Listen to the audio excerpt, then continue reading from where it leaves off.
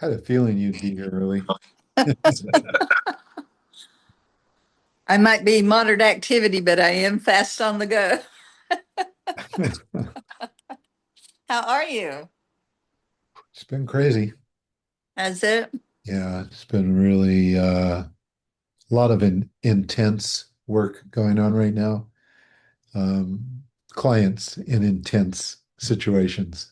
Yeah, So yeah, that can be, I mean, most of the time I'm fortunate to have, although they may have some big challenges, they're really interested in resolving them, right? that's And then beautiful. Yeah, and then every once in a while there's the opposite of that. And that can get exhausting, yeah. even when they're all my communication style. Oh, wow, Yeah, it's been fun to become bilingual in the talking styles. it So, is. It is. It really is. I joke with Amy because she goes, "Oh my God, structural people are so tough," and I joke with her about it, and then occasionally I'll meet structural people who are really tough, and then I'll say, "You're right. I prefer it to figurative." I know. And then trying to get information out of a figurative sometimes, just information. Yeah, they So work that us. So how have you been? I've been really good. I've been decoding. I've really enjoyed thinking about people and circumstances through this model, Mm, right? say more. And I love decoding things, right? So it's like what's working, what's not working, just the mechanics of something.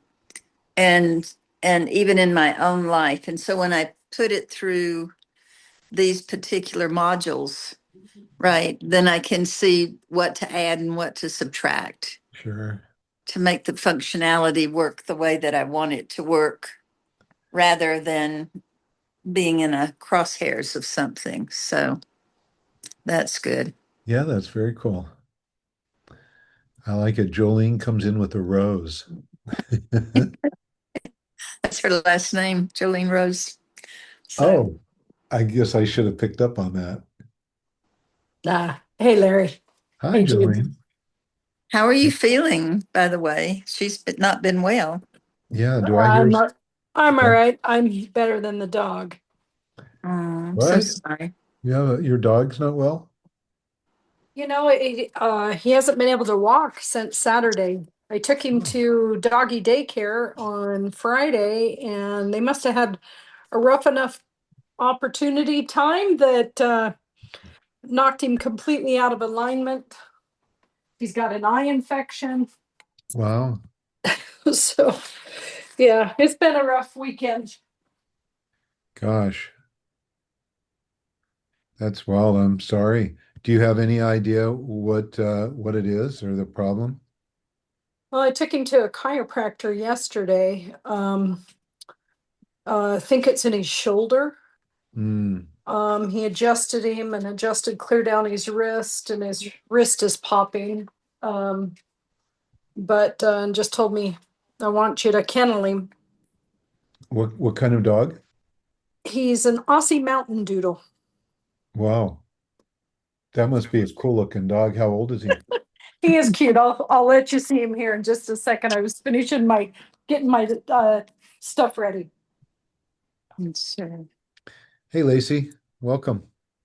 Hey guys, I am here. I'm listening and I'll turn on my camera in a moment. What? I am pretty sick though. I'm right here with you. Oh Oh my yeah. Oh, John's God. with me too. Ooh, aren't you gonna hop on your phone? Do, Okay, yeah, I'll we're have sitting next to each other. Do we need to have? yeah, we do. I'm a sovereign being. Oh my God. Get your own phone. Did you have you heard that if you have to claim sovereignty, you're not so No, sovereign? don't say that. Yes. Where's the earmuffs? Put those back on. He has earmuffs on. He already heard me. I heard. Larry, don't make me look bad in front of these kids.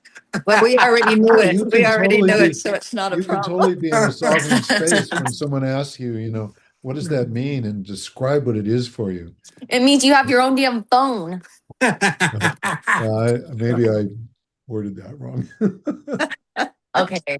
Maybe I'll journal about that and think about what that means.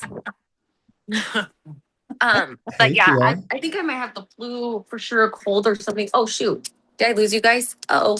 No, See, We're that's here. fair. we're Oh. here. Anyway, what was I getting out here? Oh yeah. But I'm here. I'm listening, and so is Sean. So team men showed up tonight. Oh, we're not done. Here Okay. comes Chia. Tina. But I love you guys so much, and I just heard a little bit about Jolene, your dog. Hopefully, hopefully everything will be okay. Was it a dog? I think it was a dog, right? She's gonna show us a picture here soon. Oh, okay. She could say it's her boyfriend who's a doodle, a mountain doodle. A sovereign doodle My doodle boyfriend. who behaves and listens and probably sits when he's asked. Ooh. You see what I have to deal with? You really aren't feeling very good tonight, are you, Lacey? Well, maybe I'm feeling in better spirits because I actually kind of took the day off work. So I'm like, I've been so busy. My body's telling me it's time to slow down. And then Sean's like, you have a call at 8 o'clock. And I was like, no, I go to bed at 5. But here I am because I'm really excited to learn from you. So there's not many people who could keep me up past 8 o'clock. Well, I'm honored. Not even Tina, hi there. He Now, did. now that we've seen pictures of your entire home, Fine. it's like, oh, there's the kitchen. Where's Yeah, I would like to see it from another angle, please, from behind you looking out. no, I'm not. I'm not a photographer, and I'm actually kind of over it. But yeah. Did you find anybody yet? No, no. I thought I did, and then I didn't, and then another one came with her dog, and her dog got offended by my puppy, and Oh my God. whatever. I just when it's right, it'll be right. And then I Speaking- was referred somebody that instantly when I had a conversation with her, I was like, what? With the energy on the phone. And then last night I was talking to Amy and I was like, do you know this person? And she goes, oh, no, no. Like I've never seen her. Is Amy on the call? No. No. No. No. Oh my gosh. She was like, no, no, no, no, no, no, no, no. That would be a nightmare. And I was like, wow. Okay. Yeah. Wow. It's a All right, no. so Jolene, we saw your doodle for a second. Cute dog. It's really cute. Talk about lots of extra hair. Good Yeah, Lord. he is cute. All right. Well, I wish we could, put genetic energetics into dogs. That would be interesting. But I got a feeling it would come back saying, we are all things and all possibility and can adapt to all situations. Here are But we mine. humans need to get it together, right? Oh, wow. How is that, you think? Okay. Oh, now we have 3 dogs. Yeah. Well, there's 2 here. They're Well, 2 there. wrestling on the couch. Nice. Yeah. Okay, so 2 I'm dogs trying to there, find- 1 dog at Jolene's. Anybody else have pets that they would like to reveal at this moment? Here comes Jolene. Chia's got one, it looks like. Or she froze. Yeah, I do have one, but I Lacey, don't know you where can it show us goes. Sean. That'll be your Yep. pet, right? I Okay. already could feel the energy. There's Not my gonna pet. show But the then cats. there's one. Don't get me started, or also I'll be taking over this meeting. I start talking about my cats. Enough said. I'm going to mute you myself. I'm obsessed. Okay, let's see who we all have here. And there was, interestingly enough, after I jabbed at the guys, 3 of them all said they would be here. So where are they? what is it with these young men? Can we not rely on them? No comment. Well, here's the good thing. They really believe strongly that they know everything until they discover they don't. And then they'll usually admit it. But in the meantime, believing that they do is for them very healthy and life affirming. What can I say? All right.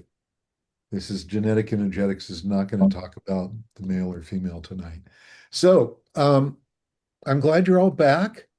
This will not be a 3 hour call tonight, I promise. I had no idea how long we went the last time. And so if any of you tried to watch the video that's up, I hope you had a way to fast forward and could find what you wanted. And I could probably come up with a manuscript from it if that would help, but let's just oh, look, Jen's here. Jen Phillips is joining us. You guys all know Jen, right? I'm gonna mute. There is no complaints, Larry. The 3 hours went by quickly. Loved Okay, it. great. So Hey, tonight, Jen, love you. thank you. Tonight we're going to talk about the modifiers. So last week, for those that did not see it or haven't watched the recording, it was 3 hours of really boring, no, I'm kidding, really fun dive into genetic energetics. And we covered the lifestyle traits and we covered attractions. I think adequately, I hope adequately with attractions and a few other crazy ideas I have about the way the world works. Now, tonight, we're going to go into modifiers. Originally, when I was introduced to this whole system, it was like, well, the modifiers are cool. Yes, they're important, but it's the lifestyle traits that are, that's the key. And so I focused mostly on those for a long time and didn't pay as much attention to the modifiers as that I started to. So I went like maybe 4 or 5 years, going, okay, lifestyle traits, that's the focus. The modifiers, we just have to understand them. Now I come to know that the modifiers really, when it comes to day-to-day interactions with people, sometimes can be more revealing about what we're experiencing than the lifestyle traits themselves. And the modifiers, where the lifestyle traits really kind of are impacted often by how they interact with another trait, like a figurative person interacts with a structural person. And that's really obvious, those energetic frequency matches or mismatches, the harmonizing or discordant energies. The modifiers, these are the pieces that they read a little bit like human design or enneagrams would, in that their personality characteristics, they're definitely genetically coded. There's no question about that. But they end up being a piece that can be very revealing to us personally. Like our lifestyle traits, I'm fine with being structural. I'm fine with being moderate active. And I don't know anybody that's not fine with being figurative or super active or whatever. Some super active people have some challenges sometimes, but for the most part, it's like, yeah, this is me, I'm good. Right. And the only time that there's a challenge is when we're with someone that's different. And now we have to embrace those differences. Various degrees of challenges, but usually all worthwhile, especially if someone's in your life for a reason and a purpose. The modifiers, though, they have a different effect. Like, we have, and I'm going to like just bring it up. I'm going to share the screen real quickly. Let's make sure everybody's in here. To share my screen, and we're just going to go right to them. So this is our group. This is everyone that was at the alumni event. So it's not all the alumni, it's just the ones that were at the last event, right? And we can always add to this, but the pink area down here at the bottom, can everyone see this okay? Yeah. Okay, Yes. cool. So here's all the modifiers. We have 3 emulators in the group. And you'll notice when there's an emulator modifier, it's the only one. Okay, so emulators don't have multiple modifiers. They have just the one. The other modifiers, they could be multiple. So for example, Amy Joy's a perfectionist, Jolene's a perfectionist and engager. I'm a perfectionist and an enroller. Sean is an enroller and achiever. So there is, you'll see Lacey's an emulator. She has just the single. So there are some people that have, there's no one here that has three modifiers, but there's some people that do have three, and there's a very small group that have four. Okay. And the ones that have four are massively complex. Just about everyone would say you have a multiple personality disorder. And the reality is, they definitely have multiple personalities, but it's not a disorder, not in any way. It is, it can be a challenge for them personally to navigate their different characteristics that might have influence from one moment to the next. So if you're familiar with Enneagrams, you know that depending on how resourceful you are, some of the influences in the Enneagram can be more severe than others. And a little bit of that is true in human design and gene keys as well. In genetic energetics, it shows up among these modifiers. Any questions so far? Okay, give me a thumbs up if you're live on camera, and I'll know we're good to move on. Perfect. So I'm going to go through the modifiers kind of in order the way they're listed here. Perfectionist, protector, enroller, achiever, engager, and emulator. The perfectionist. That's me. Woohoo! I'm a perfectionist. I didn't used to think woohoo, by the way. I had years of my life where it was really, really challenging, and I had no idea why it was challenging. When I discovered I was a perfectionist, when I learned that, it was like, oh, okay, wow, I actually might be able to embrace loving myself now. It was that profound. So what happens with the perfectionist? Almost all the modifiers have an upside and a downside. That's a characteristic that's true of all of them. So I'm going to go through the upside first, and then I'm going to tell you kind of what the downside is. The upside of a perfectionist is we're truth seekers. We literally need to know the truth. We scan the world looking for the truth. We're highly psychic, actually have a psychic sense, not intuition, but we have a psychic sense, and we need truth. We need to know that something's possible for us to go about it. Perfectionists are also oftentimes at odds with their contemporaries. So it would mean that people that are within 3 or 4 years of my age, I don't feel anything. I don't have a connection with them. I don't even know why. I mean, when I first heard that description from the original owner, I'm going, really? At odds with what does that mean? And then I started thinking about it and I went, do I have any friends that are my age? Well, I went to school with a lot of kids that were my age, but did I pal around with them? And the reality is, even when I was in school, I was doing things with kids that were 3, 4, and 5 years older than me, even when I was younger.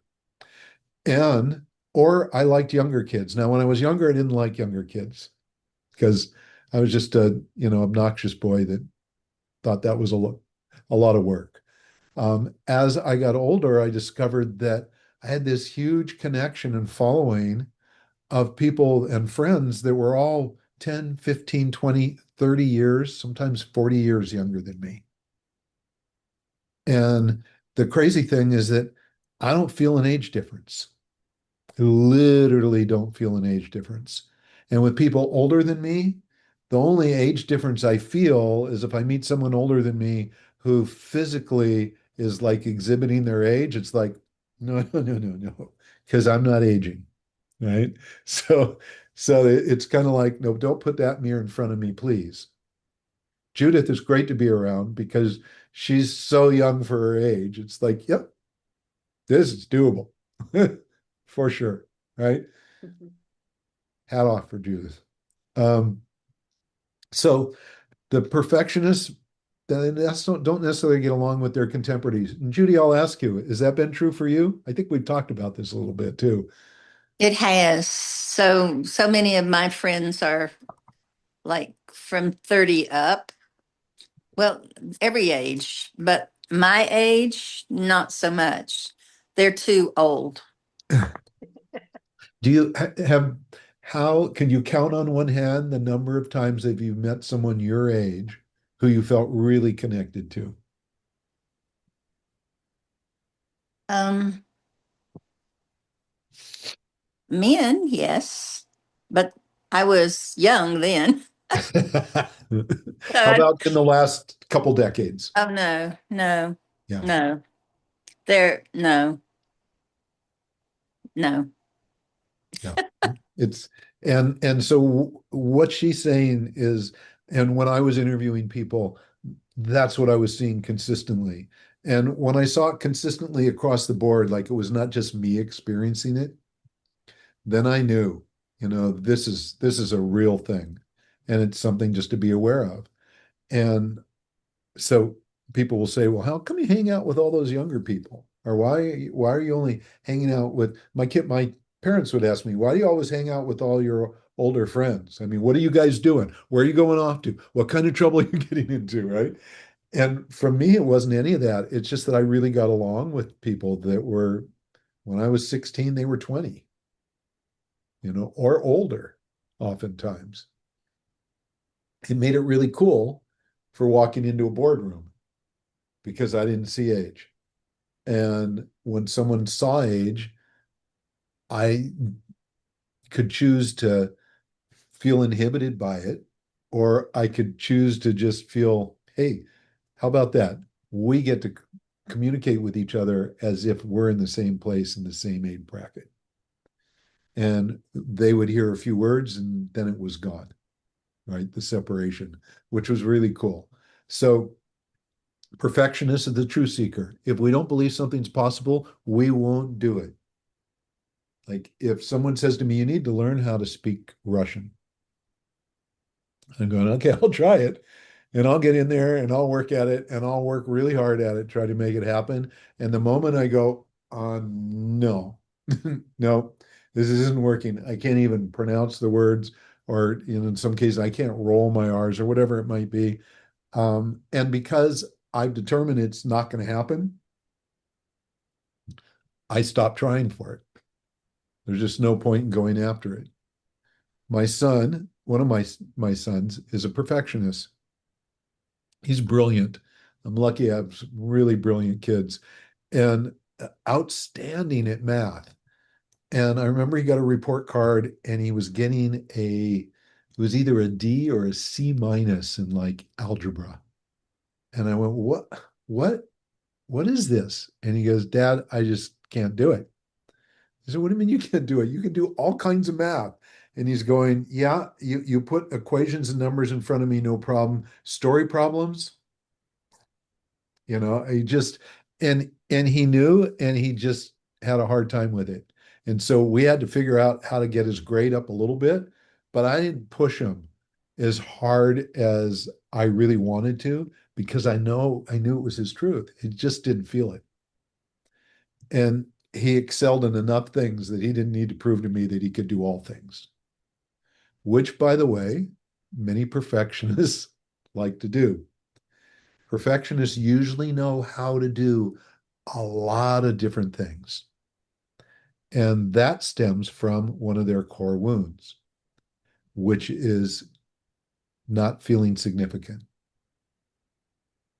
So you have someone that has this truth ability, gets along with all kinds of people, but at their core, they don't feel good enough. It's not just significant, it's not good enough. And because we kind of genetically don't feel good enough, we really don't want to be any place where we can't make a difference. Which means that if we really want to be in a lot of places, we need to learn how to make a difference. So I get nicknamed MacGyver because I made sure I knew how to use the 16-part tool 16 different ways that it wasn't even designed for. People would say, how is it you know how to fix a car, paint a house, write poetry, and blah, blah, blah. And I just went, and I didn't have an answer other than I love to explore and I love to learn. But what drives that learning at the core genetic level is a need to be able to add value. So if I can't add value to a situation, I won't talk. I oftentimes won't even want to be there. And I can sit like in a training environment. I was in one last night. A friend of mine was doing training, and it was a great training. I knew a lot of what he was talking about, and I listened and I watched everybody else communicate and talk. I knew I didn't have anything of added value to share because the group was coming up with it. And then something sparked. He hit something that was like, "Ooh, that's one that I think I can share that. That would have value to this group." But internally, I'm going through that process. Will it have value to this group? Most people will just, hey, I got something to say. I'm just going to say it. The perfectionist won't go there. Judy, is she still with us? Is that flowing for you? Yeah, except sometimes I'll talk anyway. You know that. The thing I wondered about when you were saying if it's not working, you won't do it. If that's where people do my truth or your truth or his truth. I mean, is that where that saying makes a difference with the perfectionist? Like knowing my truth. Yes. Yeah, I got it now, what you're saying. Yeah, yeah, yeah, absolutely it does. So So, that makes a difference in the way I can listen to somebody right. because it's Absolutely. not the truth, but it is their truth. Right. So, okay. Right. Thank you. And in I have regard a to, question too after that. I'll get there in a sec, Lacey. In regard to truth, for perfectionists, the truth they need to know is the truth now. Okay. So truth now does not mean truth tomorrow. It didn't mean truth yesterday. And so we have this ability to let go of, well, that's what you said 6 months ago. How am I ever going to believe you if you're always changing your mind? And for us, well, we have to change our mind sometimes to stay with what's true because things change. So there's a level of flexibility that is kind of a really great asset. Lacey, you have a question. Yeah, I wanted to know because I'm like really OCD. So I've always called myself a perfectionist. And is that like, even though it's not in my chart, like everything you're describing was me to a T, like everything, even as a little kid, like most of my friends were always 4 years older than me. Like even talking to people, I remember dating someone like twice my age. And my brother Brandon was like, what do you guys even talk about? And I was so surprised that he asked that question because I was like, I could talk to a 2 year old or someone who's 92. I'm like, I just have always been able to usually have conversation with people. And so, and I've been so OCD to the point that like when I look back on it, even as a child, with like cleaning and things like that, that I realized it actually wasn't really normal. And I think a lot of it, and I know a lot of that had to do with control in some ways, because my sister died at a young age. But also my twin brother was like the prodigy child in the family out of 8 kids and still is. And so I never felt like I was enough. So I tended to be extra outgoing and have Got it. lots of friends. So I don't know. So something to be aware of, and you're an emulator, and we'll get to that. So Okay. emulators can naturally pick up other characteristics. They're like Yeah. chameleons. So you see something that someone's doing, you go, "Ooh, I'm gonna latch onto that one." And you don't think about it, but you have the ability to do that. But ultimately, when I get into emulators, you'll understand this better in the end. Um, you don't have you have the upside because you can emulate it, but you don't have the downside. So it's unlikely that you are going to stop yourself because you don't see the truth, or stop yourself because you just don't believe it can happen.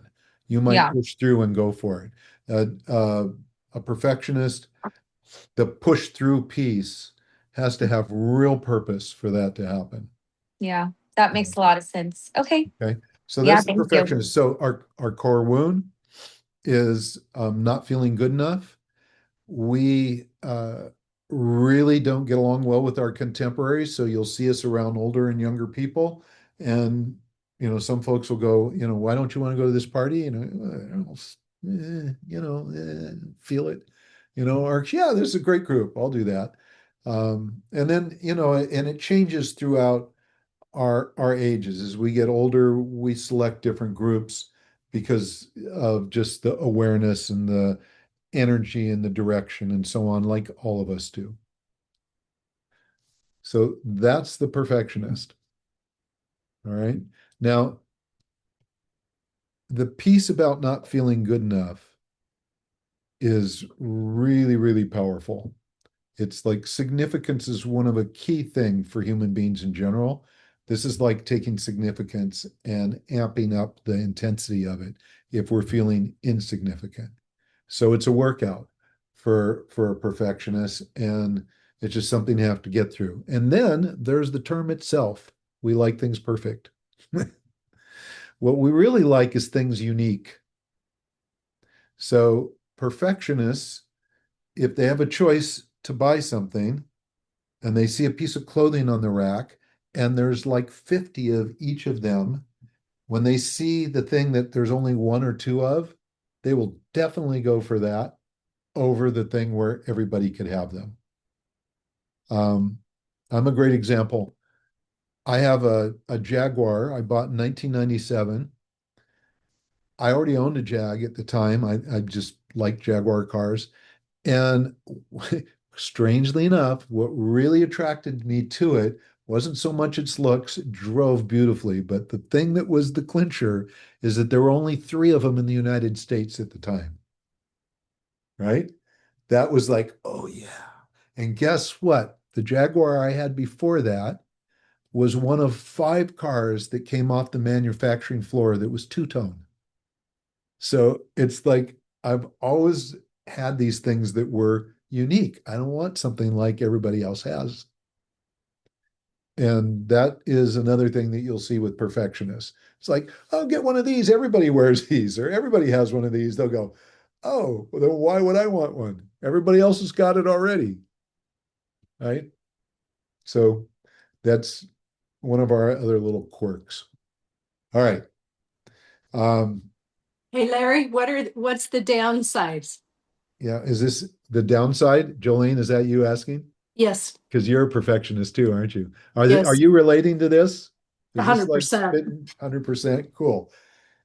That's why I love this work. It's just like I hear that all the time. The downside, well, the downside is really not feeling good enough, is second guessing yourself. So you have this psychic ability that's really powerful. And we're going to talk about protectors next because they're the most psychic in the whole environment.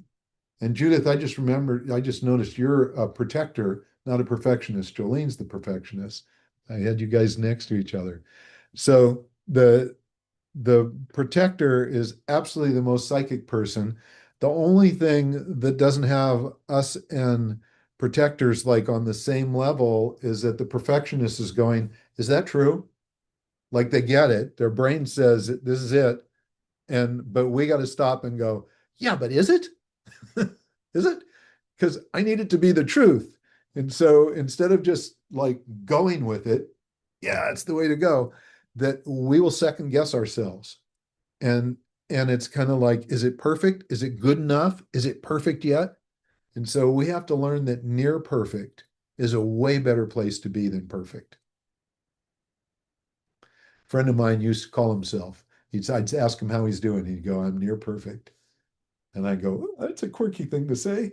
And then I think about it and I go, that's a really good thing to say. So for any of us that think that something needs to be perfect, I invite you to consider near perfect. It always leaves room for improvement. All right. Let's see, Amy's not here, so we can't get feedback from her. There's Jolene, me, or your perfectionist. All right, let's move to the protectors. We have one protector in the group. There she is, bumping her head. So Judy's the one that if we were all sitting at an intersection and we're going, which way should we go, guys? Which way should we go? And three people go, I think maybe this way. And three go, I think maybe that way. And the other group go, no, let's go back this way. And then finally we stop and go, hey, Judy, what do we do?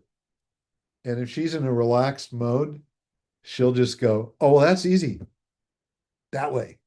And none of us should question it. because protectors are like 99% correct almost all the time, unless they're in a fear mode, and things change a little bit. Larry, I'm not sure she needed that extra validation right now after the conversation we had earlier today. It's all right. I can bust it. Don't worry about it. We'll get into that. Okay. So here's what a protector is doing. The perfectionist is looking for truth. The protector is scanning 360 degrees. It's like they're in the middle of the psychic highway and they're scanning around looking for what can go wrong. That's why they're called protectors. Right? They are scanning. We used to call them controllers. We changed it. And we called them controllers because they love to control situations, because when they see something and they believe this is the way it should be, and they know for sure, they can be very insistent upon it. Is that a polite way to say controlling, Judy? Yeah. Extremely insistent. Anyhow, and it's because they see they pick up on the potential harm if they go one direction and not another, right? Or if they go the wrong direction. Now, what this results in is protectors have kind of forward-thinking sight. They pick up on things and they go, this is the way to go.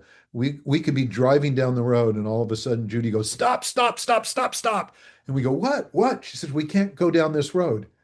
And the rest of us would be going, what? This is fine. There's no, car's running fine, the road's fine. And she goes, no, please, guys, can we just go a different way? And we all outvote her because we just cannot believe there's any reason why we shouldn't go down the road. We drive an hour down the road, and we have a time frame by when we need to get someplace. And 3 huge trees had fallen across the freeway, and there's no way around them. The only option is to turn around, and there's already a lineup of cars doing it. And because of it, we're about to miss our event. None of us wanted to listen to her, but she knew. She didn't know why. May not have seen the trees. She could feel it. She's going, no, that's not the way to go. And the crazy thing, and this is the tough part, because protectors, when they're little kids and they get these hits, like, mommy, daddy, no, I don't want to do that. That's not a good idea. Or their friends say something and they go, guys, I don't think that's good. And no one agrees with them. They go, oh, you're just worrywart. You're just panicking. They're just, relaxed. You'll get over it. It's not a big deal. And so there are protectors out there on the planet, many of them, that had their surroundings, the people they grew up with, conditioned them out of really being able to step in to this massively valuable psychic sense they have. Okay. Just because of how they were raised. It's like, remember we talked about mental, emotional, sexual response type, and how mental, emotional women, when they're young, their sexual energy is just available all the time, and people are mistaking it for flirting and all those kind of things. They don't know why. It's just on the surface.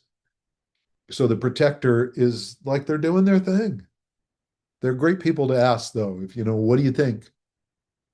They don't even have to muscle test. They'll pretend. Yeah, it's muscle tested, right? But they already know the answer. It's great. So here's the challenge, though, and this is what they have. The protectors have this beautiful psychic sense, but the downside is they can be extremely controlling. And they get extremely controlling because they will see something and they will fear it. And instead of looking for a solution, they dive into and focus on what they fear. And guess what happens? You want to tell us, Judy? Well, in my case, I got confused and disoriented. And in fact, that's what Jen and I were talking today. I lacked the distinction of what was safe and unsafe. Mm. So in the confusion, there was no true north, so to say, Got it. until there was, right? But because I'll swim through it, but they lose a sense of true north for a while, but yet you know that you're I knew that what I knew was right, but I couldn't have any external evidence of it. Mhm. Does that make sense? It does. It does. Now, here's the challenge, and it gives you reason to sometimes go into that place. For a controller, they get a hit like, oh my God, this is wrong. And I see this in couples oftentimes, and they'll have a man will have just a really attractive wife who loves them dearly, is completely committed to them, would not fool around with anybody. And he could be talking to a friend, and his wife is sitting at the bar with her back to him, right? While he's talking to a friend next to him. And there's a good-looking guy right next to her. She might be mental, emotional, sexual response type. So she's got all her sexual energy there. And the controller guy looks at him and goes, I'm going to stop this right now before she leaves and goes up to his room and has sex with him. What? Right? So he thinks he's reading what she'll be doing, and he's really more reading the man who is attracted, who wants to hit on her. And now he's thinking, if he hits on her, I could lose her. So now he's starting to weave, right? He's starting to spiral. And when a protector starts to spiral, they have to immediately say one word, which is so. And so is an acronym for solution orientation. All they have to do is go, this looks like a problem. What's the solution? And if they ask themselves that question and allow themselves to sit with it, they will get at least one solution, if not a dozen. So that's it. It's what I say. You know, if you're in it, if you're stuck in it, it's like, so, okay.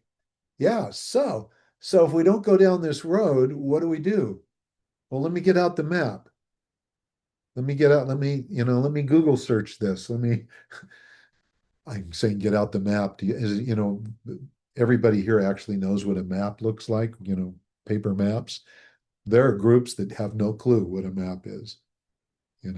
They think it's an acronym for something. More, I don't know, make up an acronym for map. They'll have it. So solution orientation is what you need, Judy. That's it. That's the resolve for it.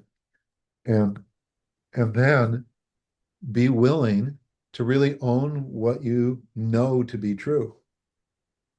So a perfectionist is going to get the same psychic hit. It's a knowing. And you guys have heard me say this before. I make a distinction between psychic abilities and intuition. Okay. Intuition shows up, it's kind of like a whole body experience. You can feel it. If we get a sense of something, we can feel it through our body and we know, okay, this is real. I have a strong intuition. The psychic sense, body has nothing to do with it. It's just the brain goes, bing, there you go. You got it. This is it. And you can say thank you to yourself or say thank you to whoever if you even want to express gratitude for the gift. But it shows up like that. Now, a perfectionist is going to check in with their body, even though intuition is not as strong for them as a psychic sense. And they're going to question, is this really true? A protector doesn't need to check in with their body at all. They might because they're whatever, but they know they don't need that. And if everybody's watching Judy while I'm talking, she's going, yep, yep, I know. And that's it. And then just know if you're with a protector and they got their hair standing up on the back of their neck and they're aggressively going, no, no, no, you go, so if it was a yes, what might we be doing? So you can get the solution orientation out of them by asking that question. If there was an alternative, what might it be? I know you got one. I know you got it. You always do. And of course, they'll go, okay, let me get it. And they'll come up with it like really fast. And now you have multiple ways to go. And you can go, well, this one over here is kind of frightening and it has a downside to it. And this one over here doesn't seem to have a downside. So let's go that way. Yeah. Question, because it's right on. And if you could speak a little bit about when you get caught in the spiral, because when I got confused in the past, right, that was evidently the spiral because I couldn't get a coordinate. Couldn't get a beat on it, right? Yeah, yeah, because yeah. So that's where right, like take it into the circumstance or with the person, or if it were a yes, what we might. So it's like I want to know how to bust the confusion pattern. Well, first you have to be able to, from my experience, you need to be able to take whatever's confusing you because it's going to be multiple things and you Mhm. need to separate them.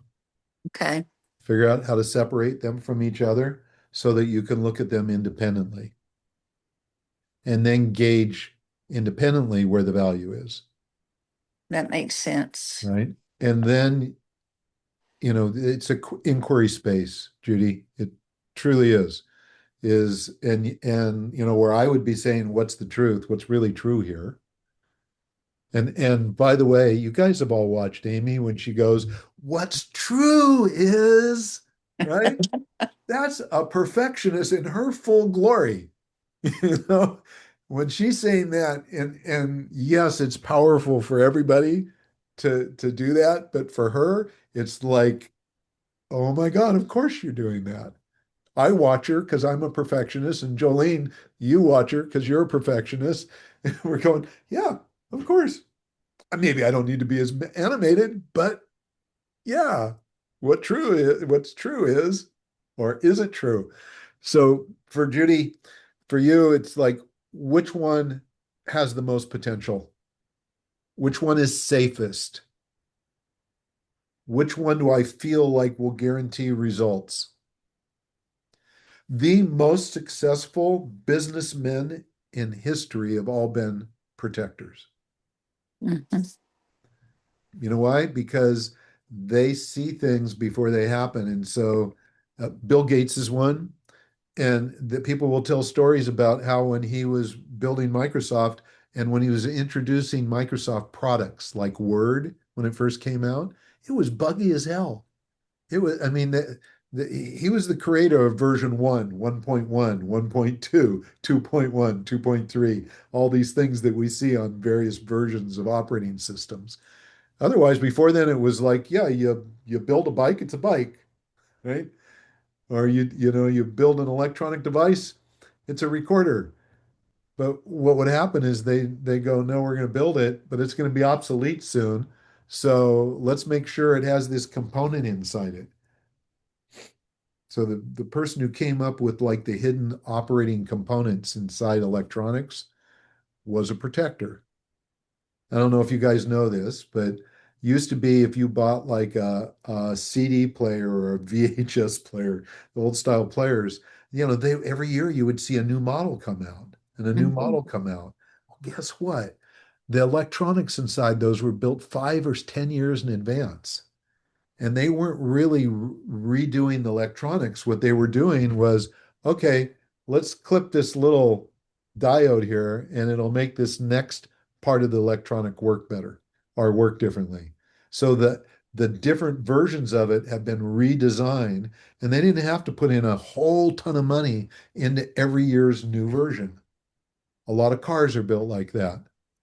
The electronics in cars, they don't bring out, very few cars will bring out their best stuff right away, or at least that's the way it used to be. Today, it's a more challenging environment because they're dealing with AI and electronics and things that are evolving so fast that they have to take a different pathway to forward progression. Right? So protectors are really great. at having a backup plan,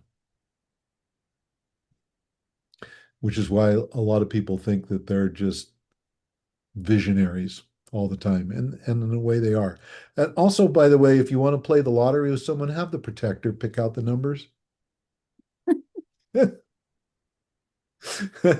I meet people that have won lotteries multiple times, I'm going, can I get your birth date? I'm just curious. And I would say 50% of the time they've been protectors. I'm going, yeah, what are the odds of that? Okay, protectors and perfectionists. You guys got it? You good? All right, now let's talk about enrollers. Ooh, what do we have here? Sean, Diego, and Luis. Oh, the guys, we got at least Sean, you're here. You and I are both enrollers. Oh, and Chia, you're an enroller. Where are you? There you are. You're frozen. Come on, we want to see the real live view, please. Just here she comes. There. It's often her internet, she said before. Yeah, it's okay, but we Yeah, like to my see. internet is in and out, and and in freezes. So I rather Okay, well, we just needed to listen see you and prep. hovering over the earth for a moment. Okay, okay, I Okay. will. All Enroller, right. yes, And then yes. you can go back to what keeps it connected. So Okay. enrollers. Throughout this whole system, there really none of this stuff is gender specific, but there is a gender specific characteristic around enrollers. And it has more to do with one of the challenging elements of it than the positive ones. So I'll start out by telling you what an enroller is good at. Enrollers are massively creative. So what does Chia do? She paints. She doesn't paint the same thing every time. That would bore the crap out of her, right? And if she had a job that was a job that she had to do the same thing every day, it would be, oh my God, just kill me, right? So enrollers are super creative. They like to implement things. They like to come up with ideas and put them all together. And once they're all together and in place, then they go on to the next thing. So a lot of people would say, well, why didn't you stick with that? I had that experience. I had two major things happen to me when I was introduced to this that convinced me there was a lot more than just how I got along with my girlfriend. And Enroller was the biggest one. Perfectionist was right behind it, but Enroller was the biggest one. I had been starting businesses since I was 14.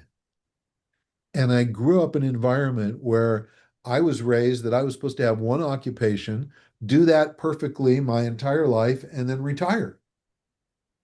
But I could never keep any. I just couldn't do it. As soon as and I didn't know why. I just thought that, basically my thought is I was a failure. People would see me as really successful. I would see me as a failure because I would build an award-winning restaurant and then I didn't want to really have it or do it. And so I'd have to do something more. With my restaurant, I had an award-winning restaurant. And when I got bored, I had to start a catering program because in catering, I could create new things for every client. And I didn't just do that. I would do it without a menu. I refused to have a menu because it was too routine. So instead, I would go out, this before I got even into therapy and psychology, I would interview clients to find out what they really loved and what they dreamed of and their visions. And then I would create dishes and environments that matched what they were seeing, right? And so it was always kind of fantastical. They'd ask for a cheese platter. I go, well, tell me a little bit more about your life. And then say, well, we really love it to flow. What kind of environments do you like? I love waterfalls. Okay, perfect. I know what to do now. We get 200 pounds of cheese and we cut it up and put it on boards and we make it flow and cascade down on the table and fill out around the table like it's a stream. And it's beautiful, right? And that was it. And I would do just one. I wouldn't do that every time. I did it for that client. It made the whole process really exciting for me when I was ready to go, oh, you just got to get this restaurant thing. It's hard work I mean, it's rewarding here and there, and that's great, but it's just like I can't even get out of bed if I know I have to go do the same thing again from 6 in the morning till 2 a.m. every day. So I would close it or I would move on from it. And then I'd turn around and go, why couldn't I keep something successful alive? When I found out that enrollers love to create, they love to implement, but then they don't want to run it. Like man, if you wanted to hire me to be a chief operating officer, I couldn't do it. I could do it. I could do it long enough to design the position. So then I could hire someone to replace me. But that's as far as I could go. So how's this land for you, Gia? Perfect. How's it shown up in your life? Ah, exactly like you described, like, but I had to do for some years that, and I was so bored, so up to it, like every day the same thing, the same thing, and I was so done with it, And I bet after a while it wasn't even your best work anymore. You did good work because you had high principles, but probably. yeah, Right, was it your right. best? Yeah, No, no, yeah. not at all. So that's enrollers are amazing at coming up with creative, great things. The other thing that enrollers do is they have this unbelievable sense of being able to pick up capacity and capability in other humans. So I'll give you an example of a enroller at their best. This particular enroller is just been given the job to take over as the head conductor of the New York Philharmonic Orchestra. They're given the responsibility and job to fill all the seats, the woodwinds, the string instruments, the percussion, the horns, the wind, their job is to find people to fill all those chairs. When they go looking, they look for really great talent, but if they find a talent that's so good that they really should be out on their own, they won't hire them. They hire people that have potential. Like they'll listen to them play, they'll talk to them, they'll watch their motions, and they'll go, "Oh, there's a star in here. There's a real bright star in here," and they have no idea how bright they are. Right? And they do this naturally. They don't really necessarily think that until they understand it. Once enrollers know that's what they're doing, it just even ups it more than what they can do. So here's the conductor. And if you ever watch a conductor leading an orchestra, a really good one, and when they point this way and they do this and they go, and they, raise the volume a little bit, whatever they do, if you're watching the faces of the musicians, they are so keyed in. They love to follow On that picture. that orchestra leader. Why? Because they start producing music. They hear themselves play like they've never played before. And that's it. It's like a delight. The enroller is causing the rose to bloom. I had a restaurant, and what's the most difficult thing that happens in restaurants? Who knows the answer to this? What's the biggest challenge? Anybody? Having the same quality? Quality is one. The Time. biggest challenge is Keeping employees, staff. Yeah. keeping the Oh, staff. employees, Yeah, of course. maintaining their staff. Yeah, high When turnover. when all my peers, and I'm in Seattle in the restaurant business where my friends have started Red Robin and Starbucks, and I've got unbelievable peers in the industry. And I have a restaurant with 83 employees, and in 4 years, only three left. Only three. One of them left because they were sick, and they weren't sick. Someone in their family was sick. They had to go take care of them. And my peers would say, you're lying to me. How is that possible? Because they would have this incredible turnover. Their employees would come to me to work and want to work in my restaurant. And I didn't realize what I was doing, but what I look back on it, I going, I did everything I could to make sure that they had the best success at their job. Even dishwashers. I knew better than to start a dishwasher on a slow night because if they got used to working slow, they would never make it on a busy night. They would just be terrible at their job. So I would start them on a busy night. And then when they had a slow night, it was like, oh, this is a piece of work, a piece of cake. What else can I do? It was like, I did not really know what I was doing, to be honest with you. I just had a sense that this is what was going to get me the best employees. Years later, when I find out that I'm an enroller, I go, yeah, I guess I have done that. Huh. And now here's our Achilles heel. The enroller is super creative. They do way better when they have a back office. Meaning, if you're a single entrepreneur, a solo entrepreneur as an enroller, that's a tough situation. You can do all the things, you can do lots of different stuff. You might learn how to do it, but boy, it's hard to get out of bed in the morning. It's a lot of extra work. But if you have a team, that's what I mean by back office.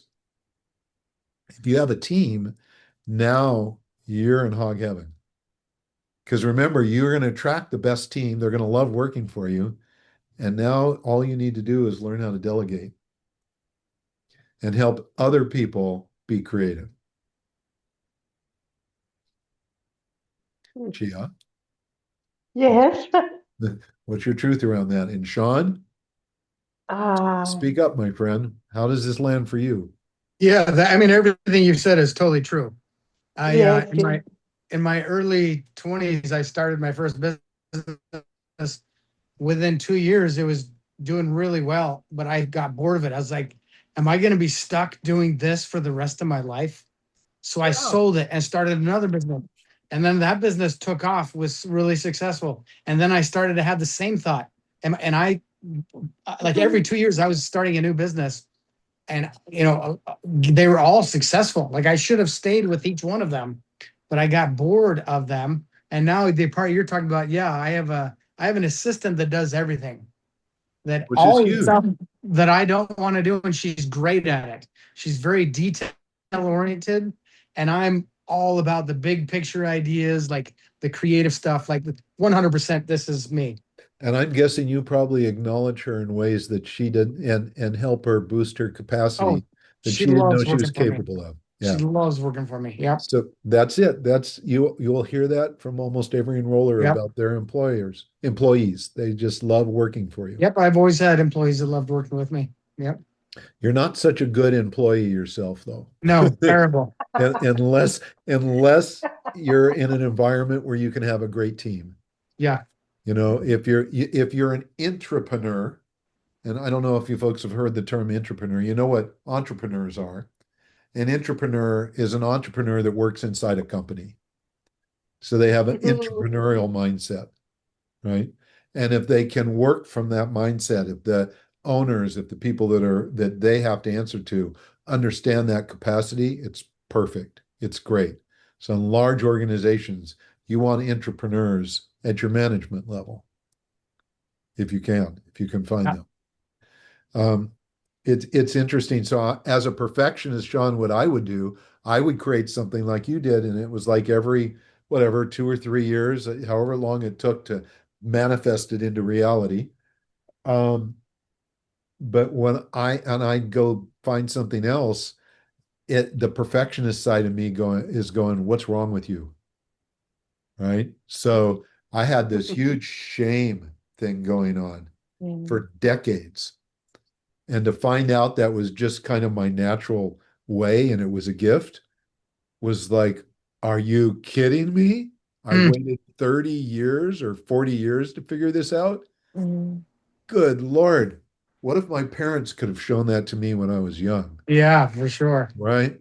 What if they could have told me if I was here's a question really for all of us as we learn about these. What if our parents or our closest friends knew what we were going through and could point out the gift that we weren't seeing Yeah. before we created all kinds of pathologies and negative beliefs around it. They would have had to take in your class, Larry. No, you guys know this now, so you can No, I help know teach it. now, but I was going Yeah. like, my parents wouldn't have had a clue without the class. I mean, they did a really good job, but just saying, we can do it forward. I don't know that it could have happened backwards. When I found out my son, this is before I knew about genetic energetics, was damn near flunking algebra. I was like, I didn't know what to do. It didn't make any sense to me at all. Like I just went and I rationalized it by going, he's doing so good and everything else. I just like, let me just help him get up to a passing grade. Right. But still inside, I'm going, and the only really thing that probably had going for him is because I was a perfectionist, the part of me kind of recognized it, right? Going, oh, the kid's too much like me. And he has people call my son Zach a mini me. It's really wild. Okay, so enrollers. Now, what's the downside of an enroller? For women, who's our woman? Chia. You said something. What? You Okay. said Do we have board. Oh, Well, see what the Luis, problem is? Well, we're on unmuted. Sean thinks it's boredom for him. it's boredom. Yes. Yeah, like Yeah, well, if something so that boredom inspires will me, happen like for a I'm woman as well, but here's what really happens. So, not so much with Diego, but Luis, depending on who wears the skirt and who wears the pants in his relationship, right? So, if he is holding the feminine role, which I guarantee you he's not, I don't know No, his he's not. partner. I don't know No, his I've part. met him. No, I think he's the He's the pants. male, right? Yes. Yeah. So the enroller woman we call a man in a woman's body. And the what Again? What did you say? a man in a Uh-huh. woman's body. So Okay. an enroller woman is never intimidated by men. In fact, if men challenge them, it's like, dude, bring it on. Biggest mistake you could ever make. Come on, just try and compete with me, right? And very few men can ever compete with enroller women because they're competitive, not not like competitive to a fault, but competitive because they love to be the best at what they're doing, right? And if someone challenges them, it's like, oh, great, this will up my game. And in the world of men and women working together or men and women in relationships together, then roller woman is the man in the house most of the time. How many people know who Alison Armstrong is? How many of you read the Queen's Code? Okay. What was she talking about when she said frog farming? Who knows? Women emasculating their men. Right. So what enroller women do is inadvertently emasculate their men. Don't I listen, don't open the car door for me. I can do that myself. Don't do that. No, you don't need to do that. I'll hire someone to do that when they want to paint the room, paint the house. Let's just hire someone to do it. They don't realize that that's like the man going, "Hey, I'm a builder, I'm a constructor. I build things for you. That's one of the things that feels most fulfilling to me, and you're taking it away from me." And the woman can be so strong and so powerful that the men kind of start to let them run the show. So I'm an enroller guy. And guess what I attracted in my life for 3 decades? Enroller women. It was almost like universe knew that I was going to be doing this genetic energetic stuff. Ooh, we have someone that might want to come in. Andre, that we were doing this genetic energetic stuff, and you're going to need to understand this one really well so you can teach it to others. So it kept giving me enroller, enroller women. And going, can someone send a text message to Andre and tell him I didn't see his request to come in because it wasn't showing up. It showed up on a different He's in. screen. He is in, Larry. I can see Is him. he is? He is in. Yes. Okay, cool. Hi, Andre. Welcome. Hey there. I just got in. It's all right. There was no delay or anything. Oh, excellent. Okay, so perfect. Yeah. So we're going through the modifiers and we haven't gotten to yours yet, but I don't know how Love much it. you. Love it. So Love it. so here's the thing. So the enroller woman, this is what I learned is that I really appreciate the strong masculine capacity and capability of an enroller woman, but I'm an enroller guy. And so there's no way I'm going to let you emasculate me. And the way I would handle that would not to be combative, but to pick the situations very carefully until my partner understood that I clearly had a role that was valuable to her. And what I brought to the table wasn't something that she wanted to do or even did that well. She had plenty of things she did well. She didn't need to do everything well. And then there were little things. Opening a car door. Now, I'm old fashioned, so I love opening car doors for women. I actually open car doors for almost anybody. If I'm on the side of the car where I can open it, and I'm opening and I'm opening, I will open the door for a guy friend, just out of courtesy, out of kind of a recognition of who they are. But for a woman, in my mind, opening a car door is like complimenting the divine feminine in them. So I remember one time when I went to open the car door for one of my enroller female partners, and she goes, you don't need to do that. Don't open the door for me. And this was at the beginning of our relationship, and I said, okay, I just have to share this with you, and I hope you can hear it right. If we're going to have a relationship at all, and it's going to go any further even than tonight, you're going to allow me to open the car door for you. Not because I can do it, but because it's my reminder to always keep and see the divine feminine in you. That's it. And so, no, you don't get to open your car door. Not now, not ever. And they go, what? No, I'm serious. And I'd be serious, right? No, you don't. Now, here's the funny part, though, is that I can open a car door for anybody else who's not an enroller, and women will love it. And when we go to stop, they will stay in the seat and wait for me to run around and open the door for them because they know I want to open the door. With an enroller woman, I cannot get around the backside of the car and get over to the door and open it fast enough for them. We've stopped. It's time for me to get out. So I compromised, right? I accommodated for that. I went, they're going to let me open it for them to get in. If they want to wait for me to open it getting out, fine. But if they're going to hop out of the car, I'll just come around and meet them as quickly as possible. Right. But it would just made me laugh. And what really set it off was I had been doing that so long for my enroller partner that when I opened the door for someone that wasn't an enroller and I stop and I get ready, I'm walking around like I'm going to walk to the restaurant. I went, oh shit, she's still in the car waiting for me to open the door. Crap, I have to get back there, open the door for her. And I just like, I had myself conditioned, right? To think that they would do it themselves.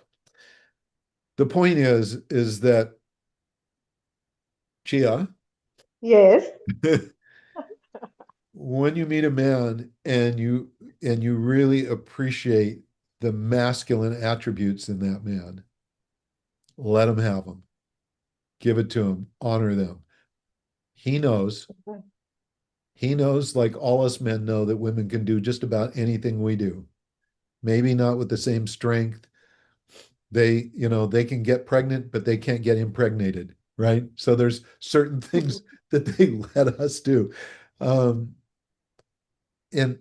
so the enroller woman has to be very careful that she doesn't emasculate her men. Right. Thank you. That's what the Okay. Queen's Code that Alison Armstrong wrote was about. Alison Armstrong, if you're wondering what her profile is, it's exactly the same as mine.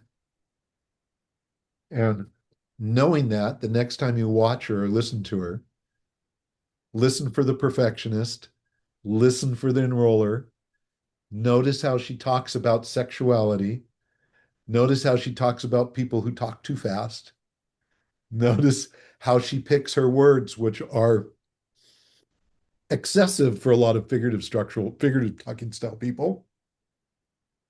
They appreciate her, but the ones that really love her are structural women. So, it's like, yeah, you notice that about her. And, you know, Gia, you and I wow, we have almost identical profiles. But yeah, Although but you have false perfectionist. attractions, mine are true, and Yeah. I'm a perfectionist. Right.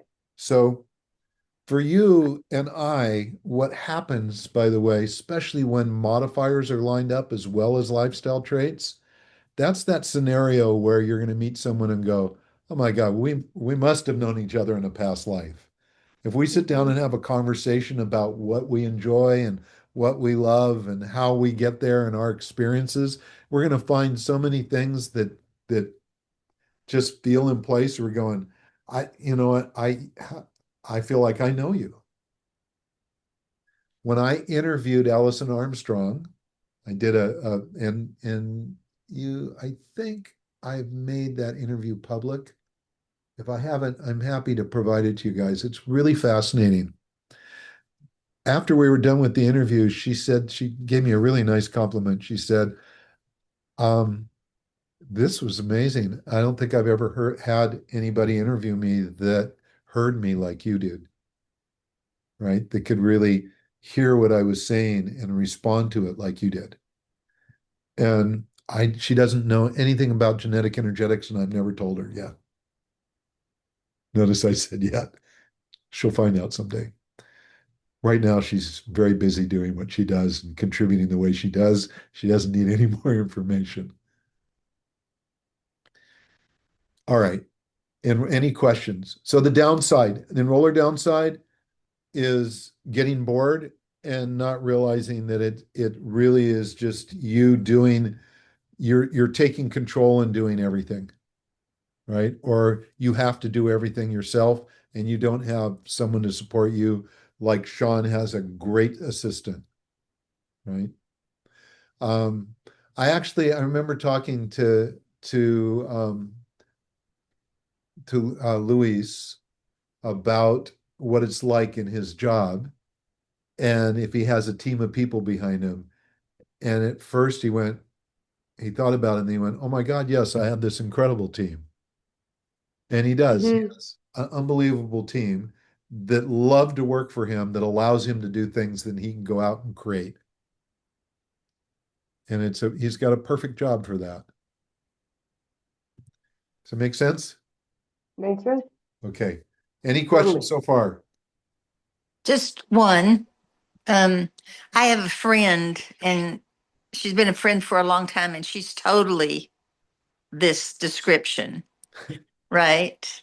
And um, as someone who's not, I think I've just learned to let her just ramble the way she does, right? I mean, is when you're a friend with somebody that's that strong, Uh-huh. like people couldn't see why we could be friends because she will take over everything.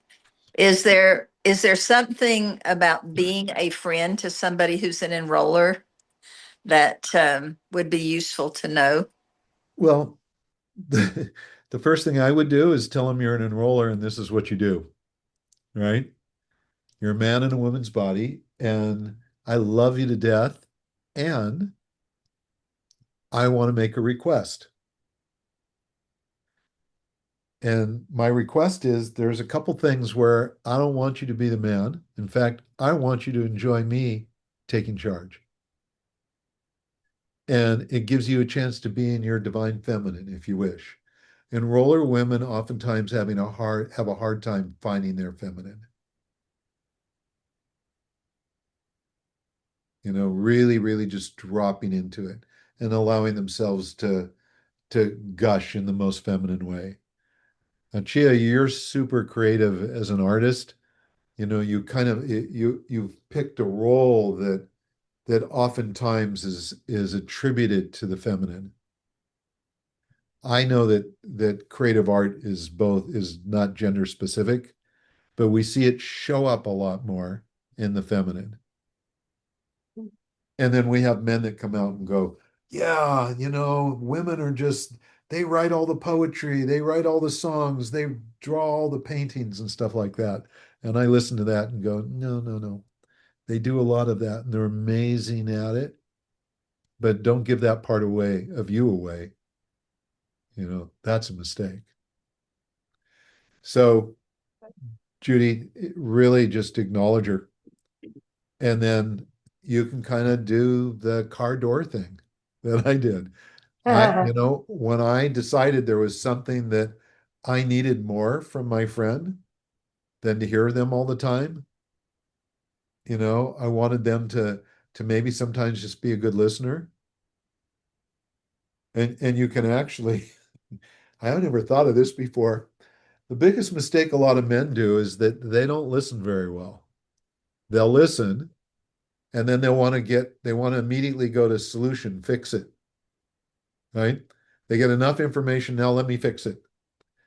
And women don't necessarily like to be fixed, but they sure as heck like to be heard. And so I take a lot of time with men to say, if someone is upset and they need to get something off their chest, and it's a woman, let them do it. Just let them talk. Let them talk and let them talk. You don't have to fix it. You don't have to make it right for them. They just want to be heard. And then when they're done, don't go in and try and fix it. When they stop, the next thing you do is go, is there anything else? Right? Is there Holding the anything bucket. else? Andre and Sean, I hope you're listening to this. Is there anything else? And if there's anything else, they'll tell you, and they will be so happy to do it. And then you got to go a third time, though. When they stop the next time, you go, is that it? Is there more? And they may have just a little bit more. And then when they're done, it's like most of the time, they don't need anything fixed. It's all handled. They just were able to get it out and express it. So, men, we have to be careful that we're not trying to fix things too quickly. And then at the end, you can go, would you like help with this or that? I might be able to help you. Would you like help? Oh, hell yes, I want help. Why do you think I've been telling you all this? Might be the answer you get. but but at least they're going to feel really heard. And that's a special relationship if you can do that. Yeah, I'm a perfectionist and enroller. I have to really work hard on myself not to get in there and want to fix it fast. Because I know I can, or I believe I can. I see the truth. I want to just go in. With clients, I cannot tell you how much restraint I have to put on myself when I see something and I want to just reveal it. Because I know it's going to be a mistake. It needs to be their reveal, not mine. Right? As much as possible. All right. Achievers. Sean, Anna, Dina. Dina, where's our cake builder? Where'd she go? She's still with us? Did we lose Dina? I'm here. There you are. Okay. Oh, you know Yeah. what? Because I'm sharing the screen, I don't see everybody all at once. I should be That's able to okay. fix that. I know how to fix that. Like this. There you are. Cool. Okay. Achievers. Achievers are amazing because they get stuff done better than anybody else on this planet. Achievers have the ability to redirect 100% of their energy to a task. 100% of it. How many people, raise your hand if you think you're really successful at putting 100% of your energy to a task? Or do you get distracted every once in a while? Who can do that? Okay, not many people. We have phones around, we have all kinds of things, but achievers, when they're in their zone, they turn off their phones, they don't answer calls, they don't do anything. They have a task they're on and they're going to do it. I'm going to bake this cake and I'm going to decorate this cake. And don't you dare try and interrupt me because it'll annoy the shit out of me. So please don't. Right? Hmm. Dina, am I close here? Yeah. Am I right on here? So here's the challenge is what the achiever can do is they really can put 100% of their focus to a task, but they do one task at a time. They're not multitaskers. Yet, Ah, yet they'll I don't try to know. multitask. They'll try to. They want to. They like to think of themselves as multitaskers.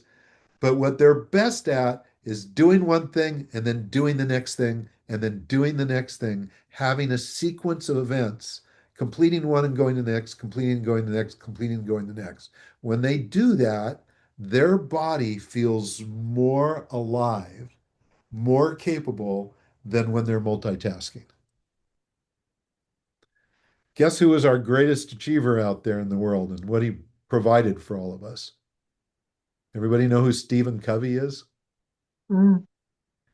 So Stephen Covey had a thing, I think he called it a day timer. I'm trying to remember it, what it was exactly called. Was that it, Jolene? Is that what it was called? Right. Okay. So if you ever owned a day timer and you open it up, you were supposed to Me. list everything that you wanted to do in a day. You just list it out, whether you get it all done or not, list it out. And then, and this is the piece that people go, well, let me think about that. He'd say, put a number next to them to put them in order of importance. Achievers need to do that. If they're not doing that, they're not maximizing on their capacity and ability to do things. They can knock it out of the park every time. And it's because of that single focus. Now, if I'm hiring someone and the person's an achiever, it's going, oh, yeah, this is going to be such a good employee or such a good partner, such a good partner. And I could go into it with all that enthusiasm, but if I don't know really how to work with an achiever, I'm going to break it. So let's say I hired Dina because I can give her, we can go through and say, hey, here's 50 things that need to get accomplished in the next month.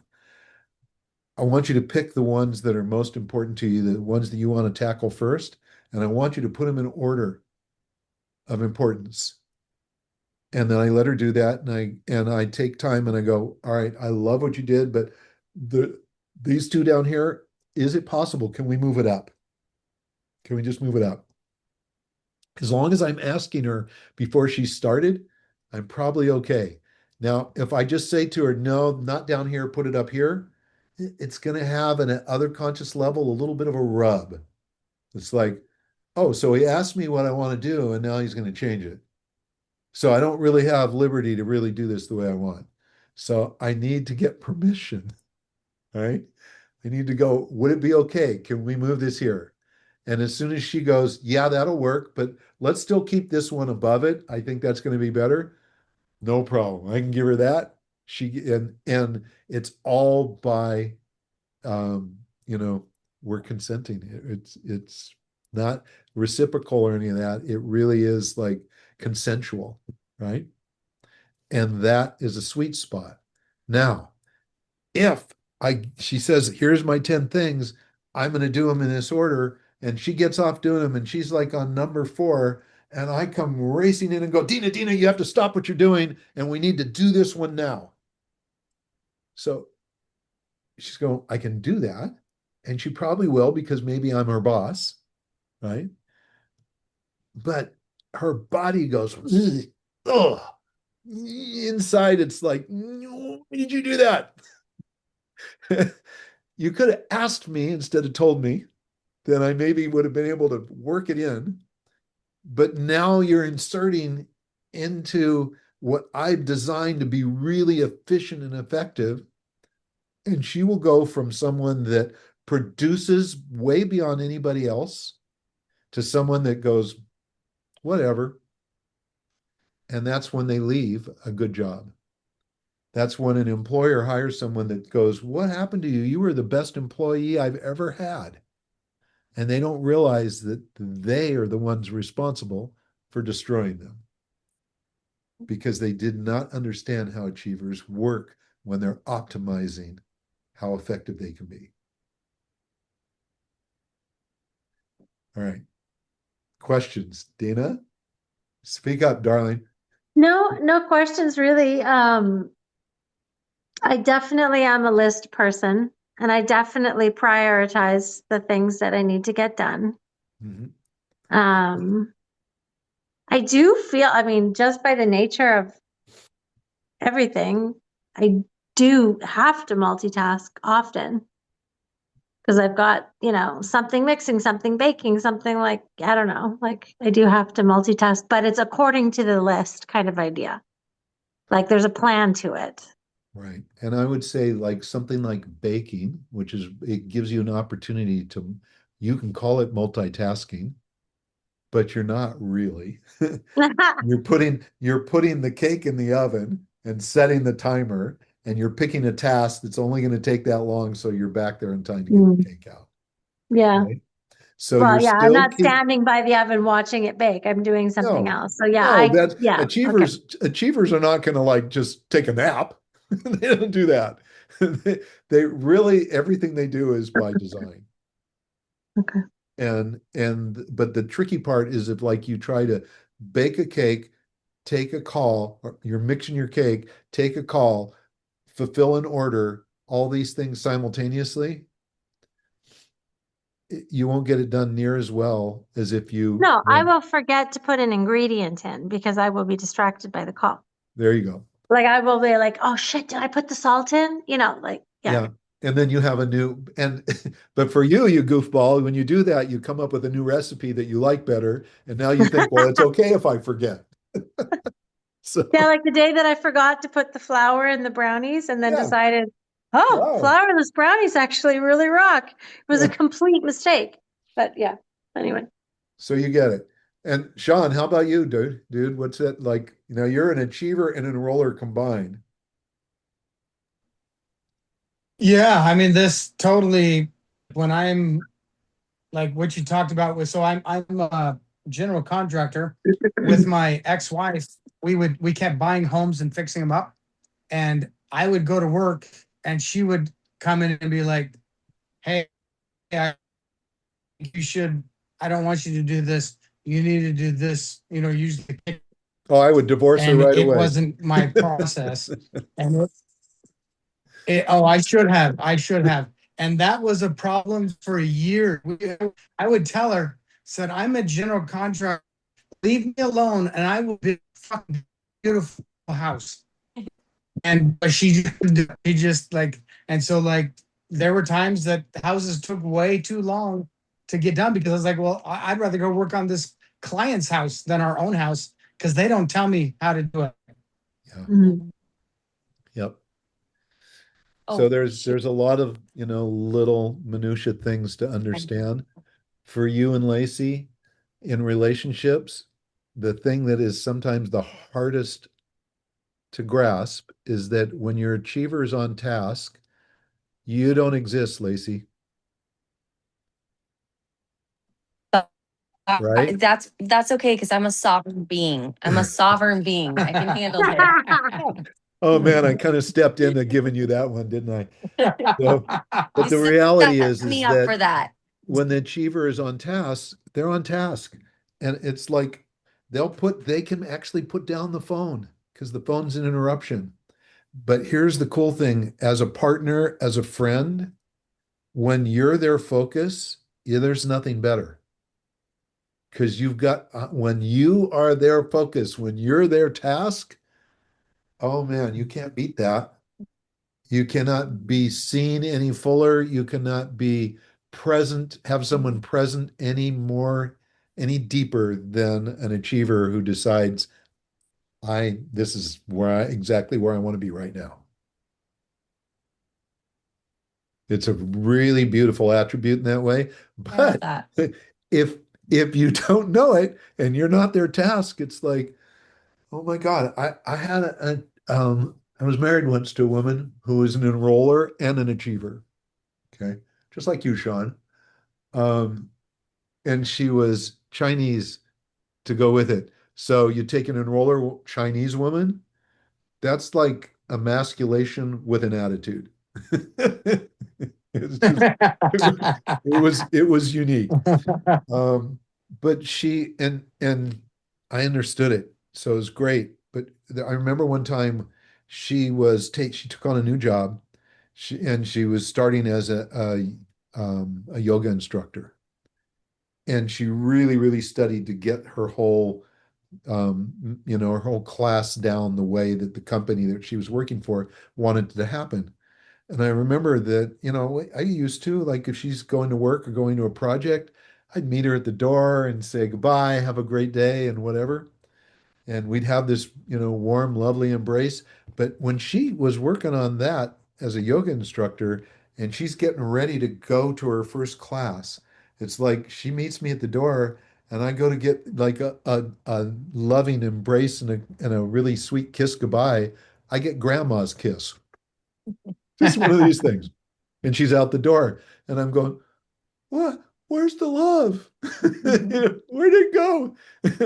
And I just felt like, so I had to learn quickly that when she was on task, don't expect, the adoration and the affection and the desire that you really, really would, please, can I have some?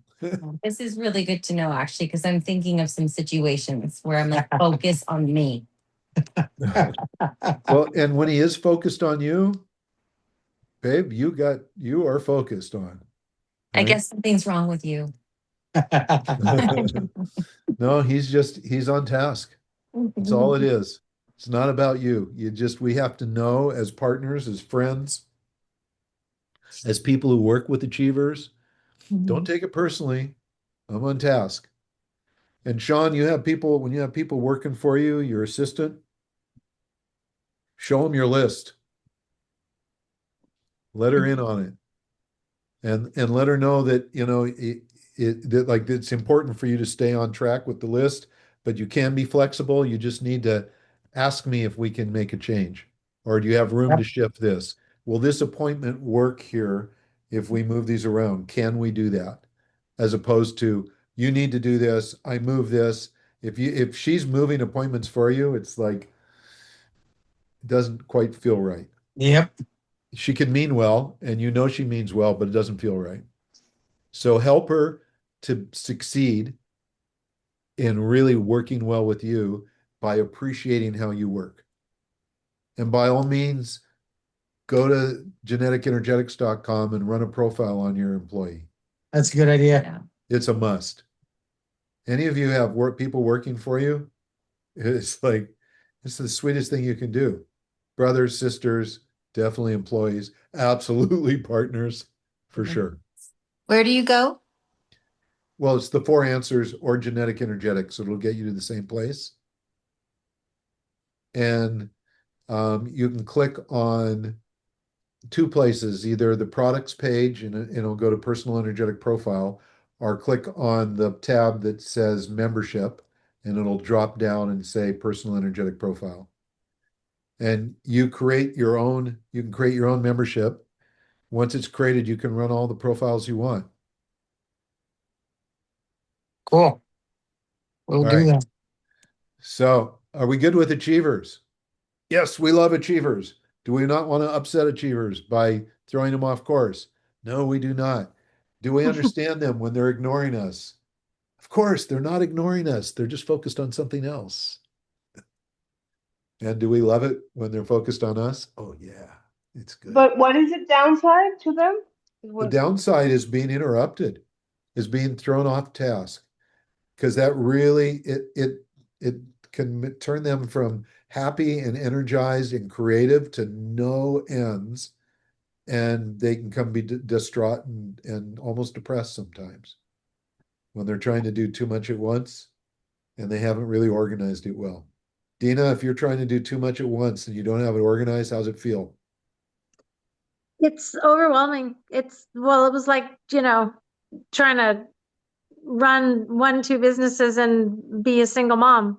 There's Yeah. always something that would come up with the kids. And it was just, sometimes it was just completely overwhelming, very frustrating.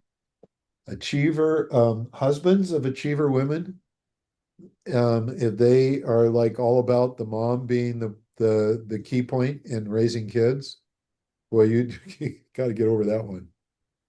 Unless that's all she wants to do is raise the kids, then let her go to town.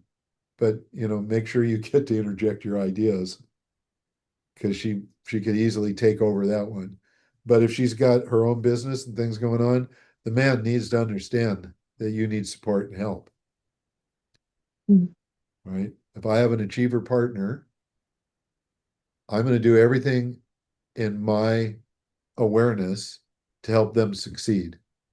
And I'm also an enroller that's kind of built into me, but I just know I need to do that. If I'm consulting for a company or I'm working with couples, if I'll say to you, Lacey, that your achiever husband, check in with him when he's on task. Let him be a star at it, right? And then know how to ask him for help. He will want to play that role, but don't demand it. If you demand it, you're going to be irritating as hell. Sean, just send the flowers and the money to me on the side for that one. Okay. All right. I think I'm funny.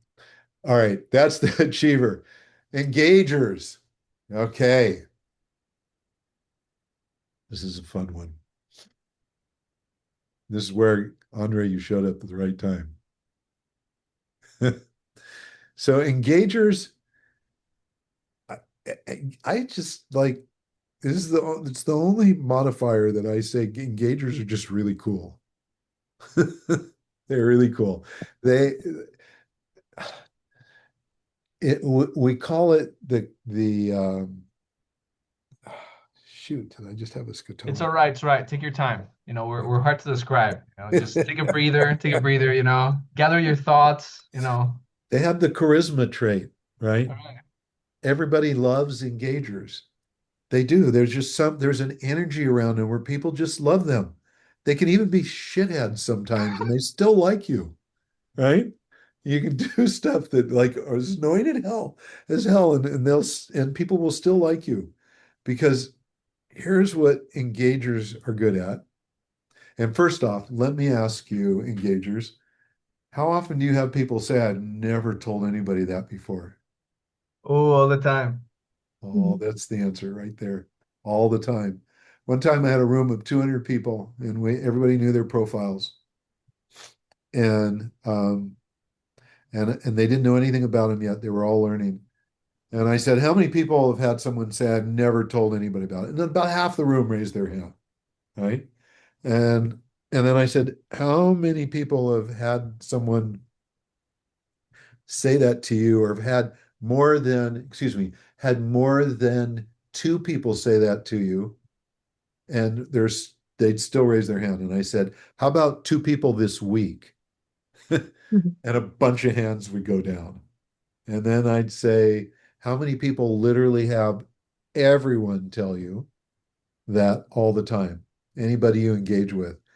And there were like, out of 200 people, maybe 15 people with their hands raised. They had these little badges on them and they had color codes on them and they didn't know what they meant. And I said, all right, of those people with your hands up, how many have a blue dot on your badge? If you don't have a blue dot, put your hand down. They all left their hands up. The blue dots were engagers. It was wild. And why does that happen? This is the piece that, like, I remember when I learned it, I went, wow, that's really cool. I mean, people do that. And but why do they do that? And first I would get, well, because engagers just they ask a lot of questions. They're curious. They ask a lot of questions.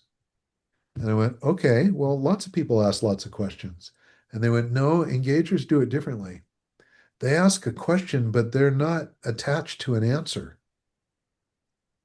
Like if Andre asks me a question and he's really sincere about it, first of all, and I say, I'm not so comfortable with that. He goes, that's okay, no worries. I retract the question. He'll ask me something else.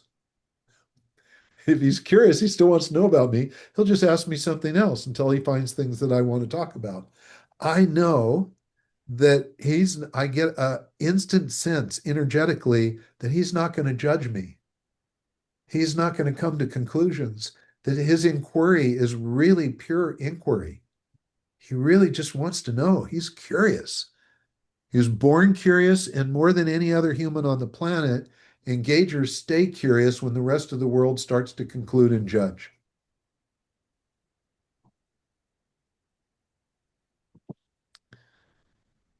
Interesting, huh?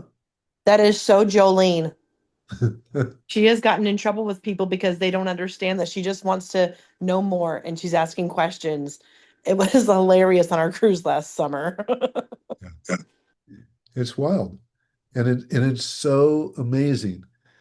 They just they're not attached to answers, but they're curious as hell, and they have no reservation asking any kind of question. That's the crazy thing, is that they make great investigative reporters because if they interview someone, they get all the information they want.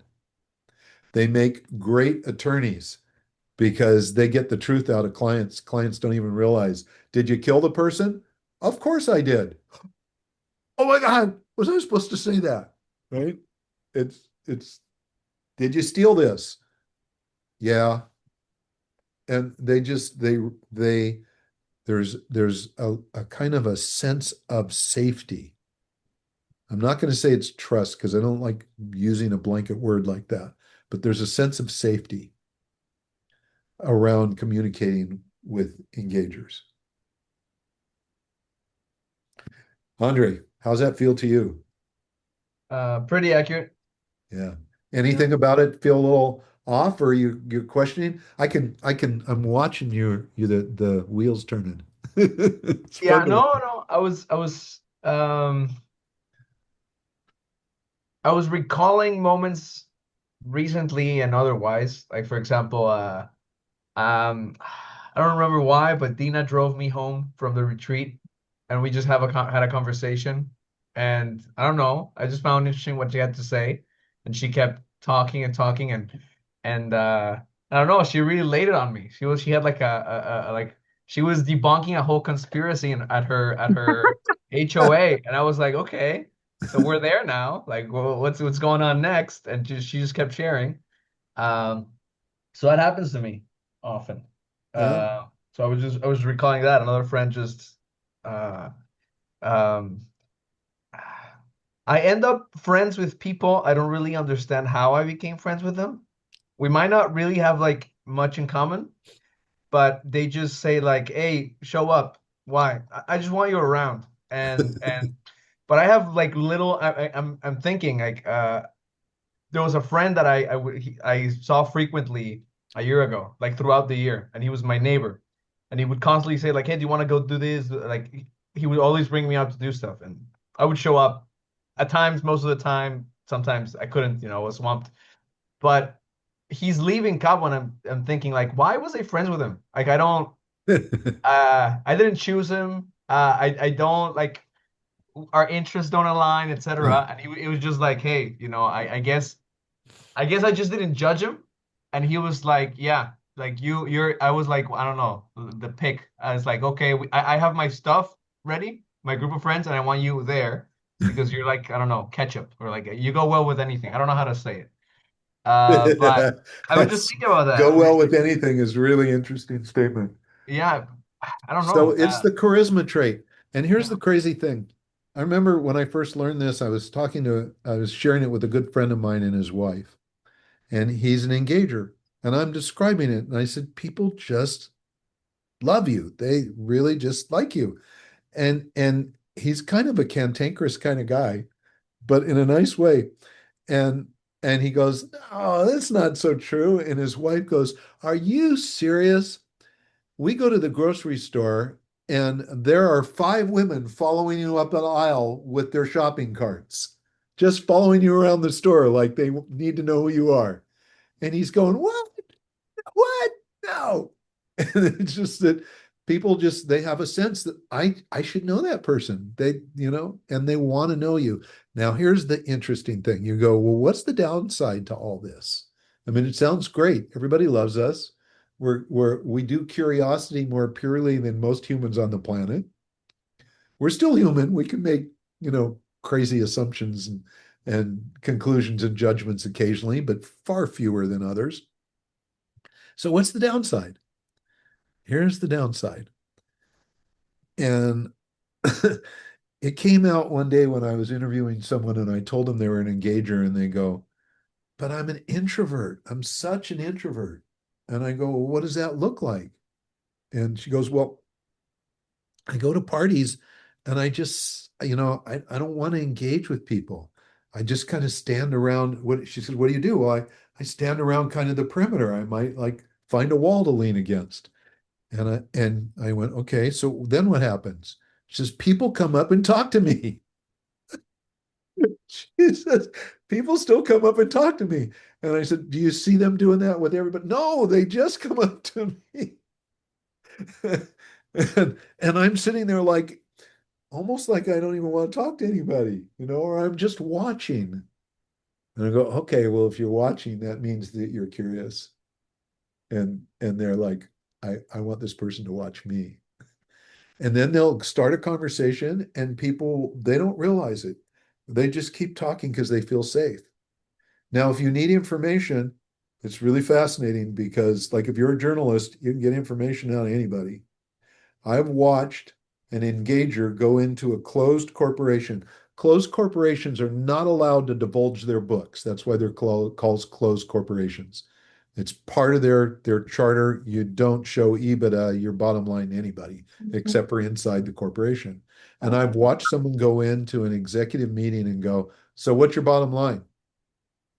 And watched a CEO who made the policy start to tell the person what their bottom line is and stop themselves like mid-sentence going, and I can see it on their faces like, "What am I doing?" And it's that, like, enticing. So the downside is if you are someone that wants to just have privacy and you're at a party, you got to give yourself some space. If you ever go to a party, a big party, and you go outside in the backyard and you see someone standing by themselves for a while, just, getting a breath of air, it's a high likelihood they're an engager that just had to step out of the constant attention so that they could get regrounded. I know people, and I say this, they'll go, "Yeah, I'll find the spare bathroom that no one's using and just go in there and like sit down and relax for a while." Just like, "I'm And let's done. call I don't them. need to leave the bathroom. I'm just gonna stay here for a while until I get grounded." Or they'll walk So out I'm into the garage or something in so someone's home during a party just to be in their own energy. So that's the piece that engagers have to be really careful of, is that you make sure you give yourself time to ground, be in your own energy, find, your own balance and sense of being. If you lose that, you get discombobulated. It's a very scientific term for fucked up. Mm. It sounds better though. So, give yourself space. Make sure you have space. Don't feel bad about wanting to be alone and having alone time. That's how you get really charged.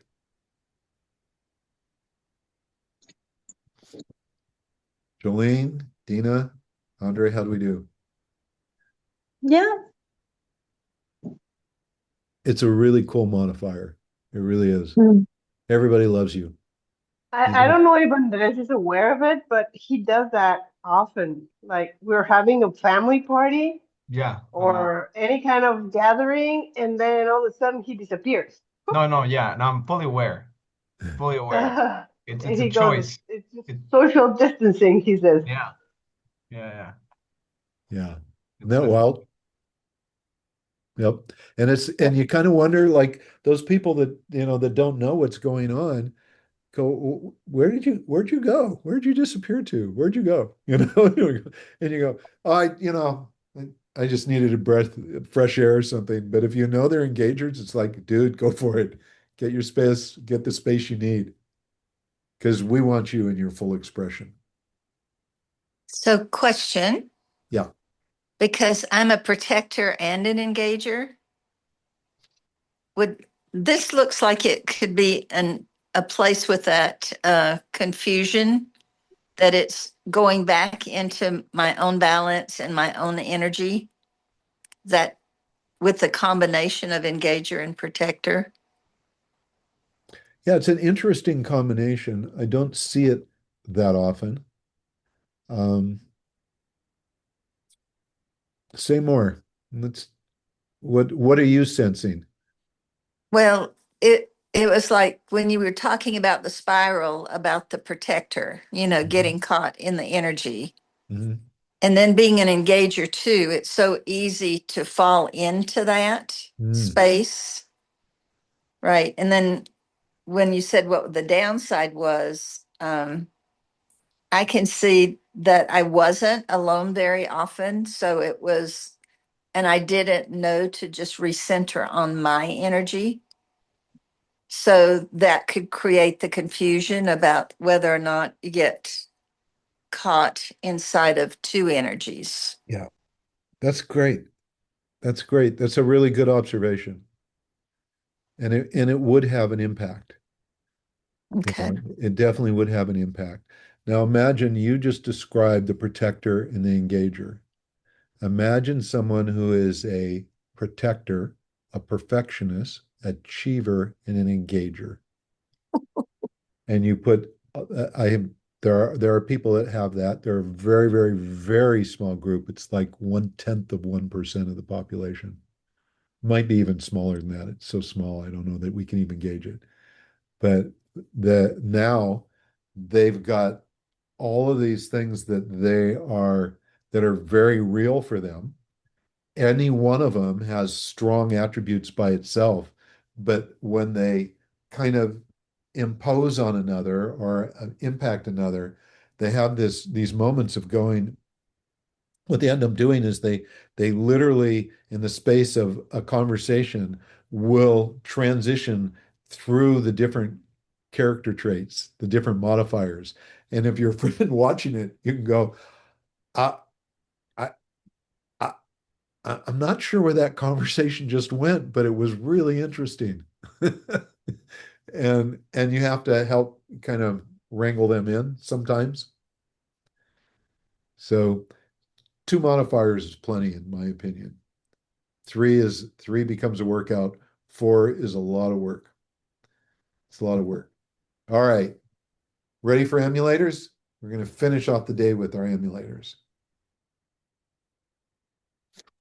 The best for last. I I have a would feeling have I already know what it expected is, nothing so a less little from bit. you other than that statement, Lacey. The So here's the interesting thing. When I was first introduced to this, I was told there were five modifiers, and then there are a group of people that had none. They just didn't have any modifiers. And so that's the way our reports used to come out. It would say none would be the answer there. And people would go, some people would go, wow, I feel left out. That's kind of a bummer. And and I started thinking about it, and they said they can't be left out. We haven't paid enough attention to this modifier or to this personality characteristic that we call none to be able to really, really understand it. And so I started asking questions and talking more and more to people that have no modifiers. And then I started talking to people that were in relationships with those that had no modifiers. And then it became really clearer what was going on. So emulators are the chameleon trait. They can literally emulate all these other modifiers. They can be really curious, like our engagers are. They have the ability to develop a psychic sense a little quicker than other. We all can develop a psychic sense, but they can move into it faster than others. They can pick up, the day timer from Stephen Covey and decide that they're going to follow his day planner exactly, and they can be all stars with it. They can do all of those things. And the thing that they have that all the other modifiers don't have is they don't have a downside, or it appeared that they didn't have a downside. And for the longest time, I would think, wow, what a great modifier this is. They can like emulate all these other things. They can pick something and go, I like that attribute. I'm going to do that. And they don't have the Achilles heel piece. They don't have a situation where they don't feel good enough, or they're or being interrupted as a challenge, or when they know something's going to go wrong, they get stubborn. They don't have that. They just have the characteristic that is all the upside. In a way, they're really good at that. And the reason why they can emulate it so well is because they don't have something to kind of shoot it in the foot, if you will. Like I can be a perfectionist and not really care if I'm second best, because second best is way better than last, right? And be really sensitive about what's really good. So I'll meet people that are not genetic energetics perfectionists, but they'll go, I'm such a perfectionist, I'm OCD or whatever they might want to say. And they'll go, I am just totally focused in on that. And if I interview them over time, I'll find out, because of their upbringing, because of the people they were around, because what they learned and experienced around those people, they picked up certain attributes that they went, this really works for me. In fact, it protects me. And I feel safer and more certain, or I feel more flexible, whichever, your value might be, whether it's certainty or flexibility, you're going to be at one end of that or the other, or 10 to 1 more than the other. They had all those things. And I went, wow, this is really cool. No wonder that, they feel like they can be all those different things. Yet at the same time, the one thing that we say about emulators is what you see is what you get. Yeah. When someone, Dina, your your daughter's an emulator. Alina's Alina. What you see is what you get. As Uh-huh. excited and joyful and crazy and playful as she can be, Alina's Alina, Yep. right? So much like that. Um, Lacey, people Yeah. who know you will go, yeah, Lacey's always Lacey. She's always that way. What you see is what you get. You Yeah. know, you might want to try and get something different, but enjoy what you're getting. That's her, right? Yeah. Um, you know, Giacomo, we've talked about that. He knows that. He's like, you know what you get. Yeah. I've always say that. Like I'm like, you don't have to guess with me. Okay. So what's the downside then? I What? would have an idea of that maybe. Oh, let's Just hear. coming from I want to just guess and then you can tell us. But I would say I've had times where I've emulated people so much that I've been aware of it that I've felt like maybe I don't even know who I am. That is a potential downside for sure. And it will happen at some point in almost any emulator's life, that they'll try something on, and then they'll have this. I'm doing so many other things that I'm having fun doing that I don't know who I am, and you Yeah. just got to let them go, so that you can drop back into who your mom and dad or your best friends would say you've always been. Yeah. So that's true, but there's a bigger one. And this one shows up in relationships often. So, and I'm going to make a distinction that not all people make. It's kind of like, people might feel differently about how I distinguish between um, a psychic sense and intuition. But one's clearly in the head, and all psychic people know that it's just they know something. And people with intuition know that their whole body is into that sense of this is the way it should be. Like Tantra. Yep. Sense my purpose and path in life that I've found. That is who I am. Absolutely, you know, and that is true for you right now, and it's beautiful. Mhm. And it's showing up in a way that serves you, you know, to blossom, which is great. So here's the piece that throws them off. Empathy. Mm. My definition of empathy, true empathy, is that you cannot be empathetic unless you've had the experience of what it is that the other person has had. So I cannot have empathy for my partner giving birth to a child. As a man, I can never have empathy around childbirth. I will never know what it's like to give birth to a child. Now, I could have had many children, and I have had three. So I can tell you all kinds of things that the mother of my kids went through and what she experienced. And I was there with the pain when this happened or that happened, or you know, all the different things that she experienced through the entire pregnancy and giving childbirth. But I cannot tell you I know exactly what she felt. So emulators are very good observers. And because of that, they feel like they're empaths. Mhm. And they've got all kinds of names, clairvoyant, clairsentient. You hear more emulators talking with using that terminology than the people that are really clairvoyant and clairsentient. They don't talk about it. They don't need to. They just know what it is. Mhm.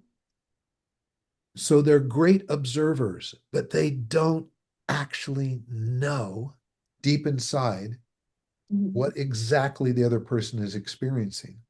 Yeah. So in relationships, what that means is that Let's say you think you know.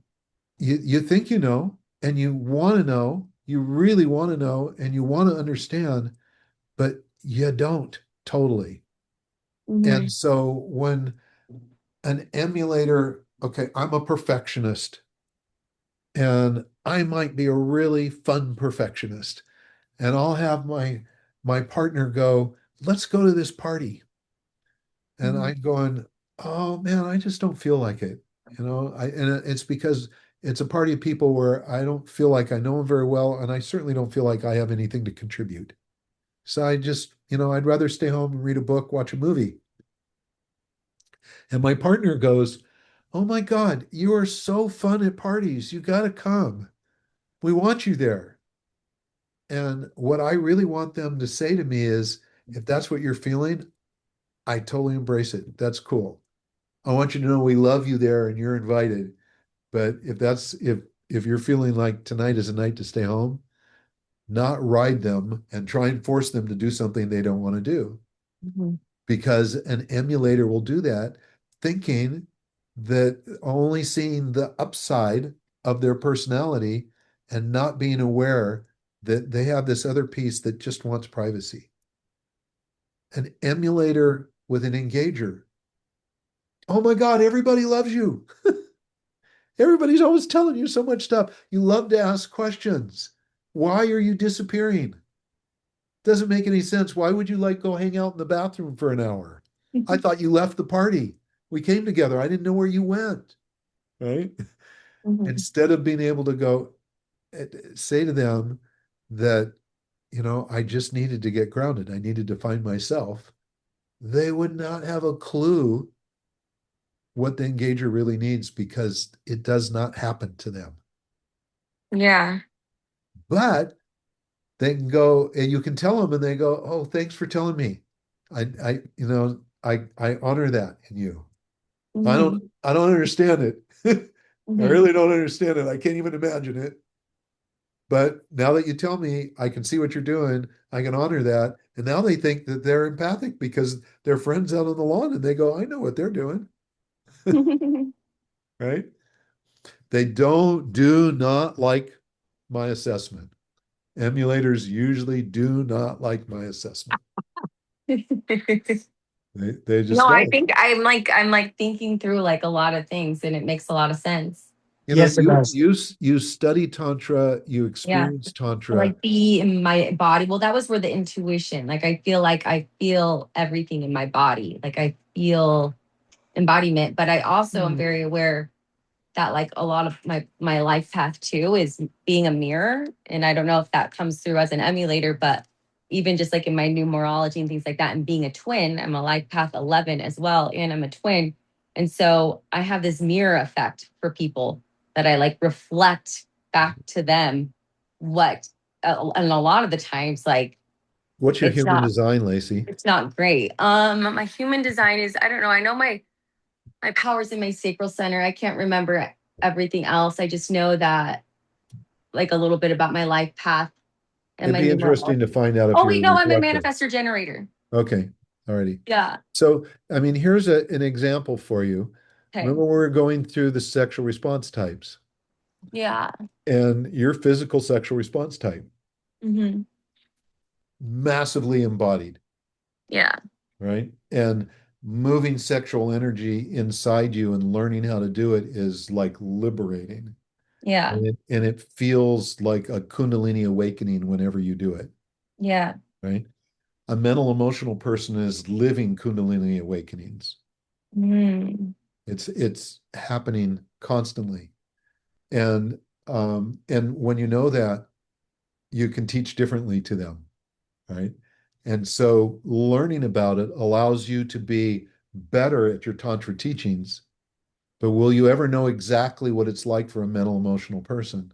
No. Not necessarily. And you don't need to, but to be aware and be okay not knowing exactly is great. Yeah. When you really want to move sexual energy, then you have to find the notes, which is a technique that I'm teaching at our next couples retreat. But it's Hmm. important to know, and those are just things for you to know and get proficient at, get expert at. And one of the concepts of Tantra is not about knowing everything. It's about being open to the expression, Yeah. observing and seeing it, appreciating it, and being able to embrace it for how it shows up in this present, Yeah. right? Emulators can do that really well because you're observant. You don't have anything saying, not good enough, I'm not this, I'm not that, I need a plan, I need to get away. You don't have that in the way. So you can observe really well. As a tantric instructor, it's a great attribute. Well, I think that I don't know, maybe I'm wrong because you're the expert, but like I do feel a lot of those opposite things as well. Like I almost was thinking in the beginning too, maybe like the opposite is I do not feel like I'm enough.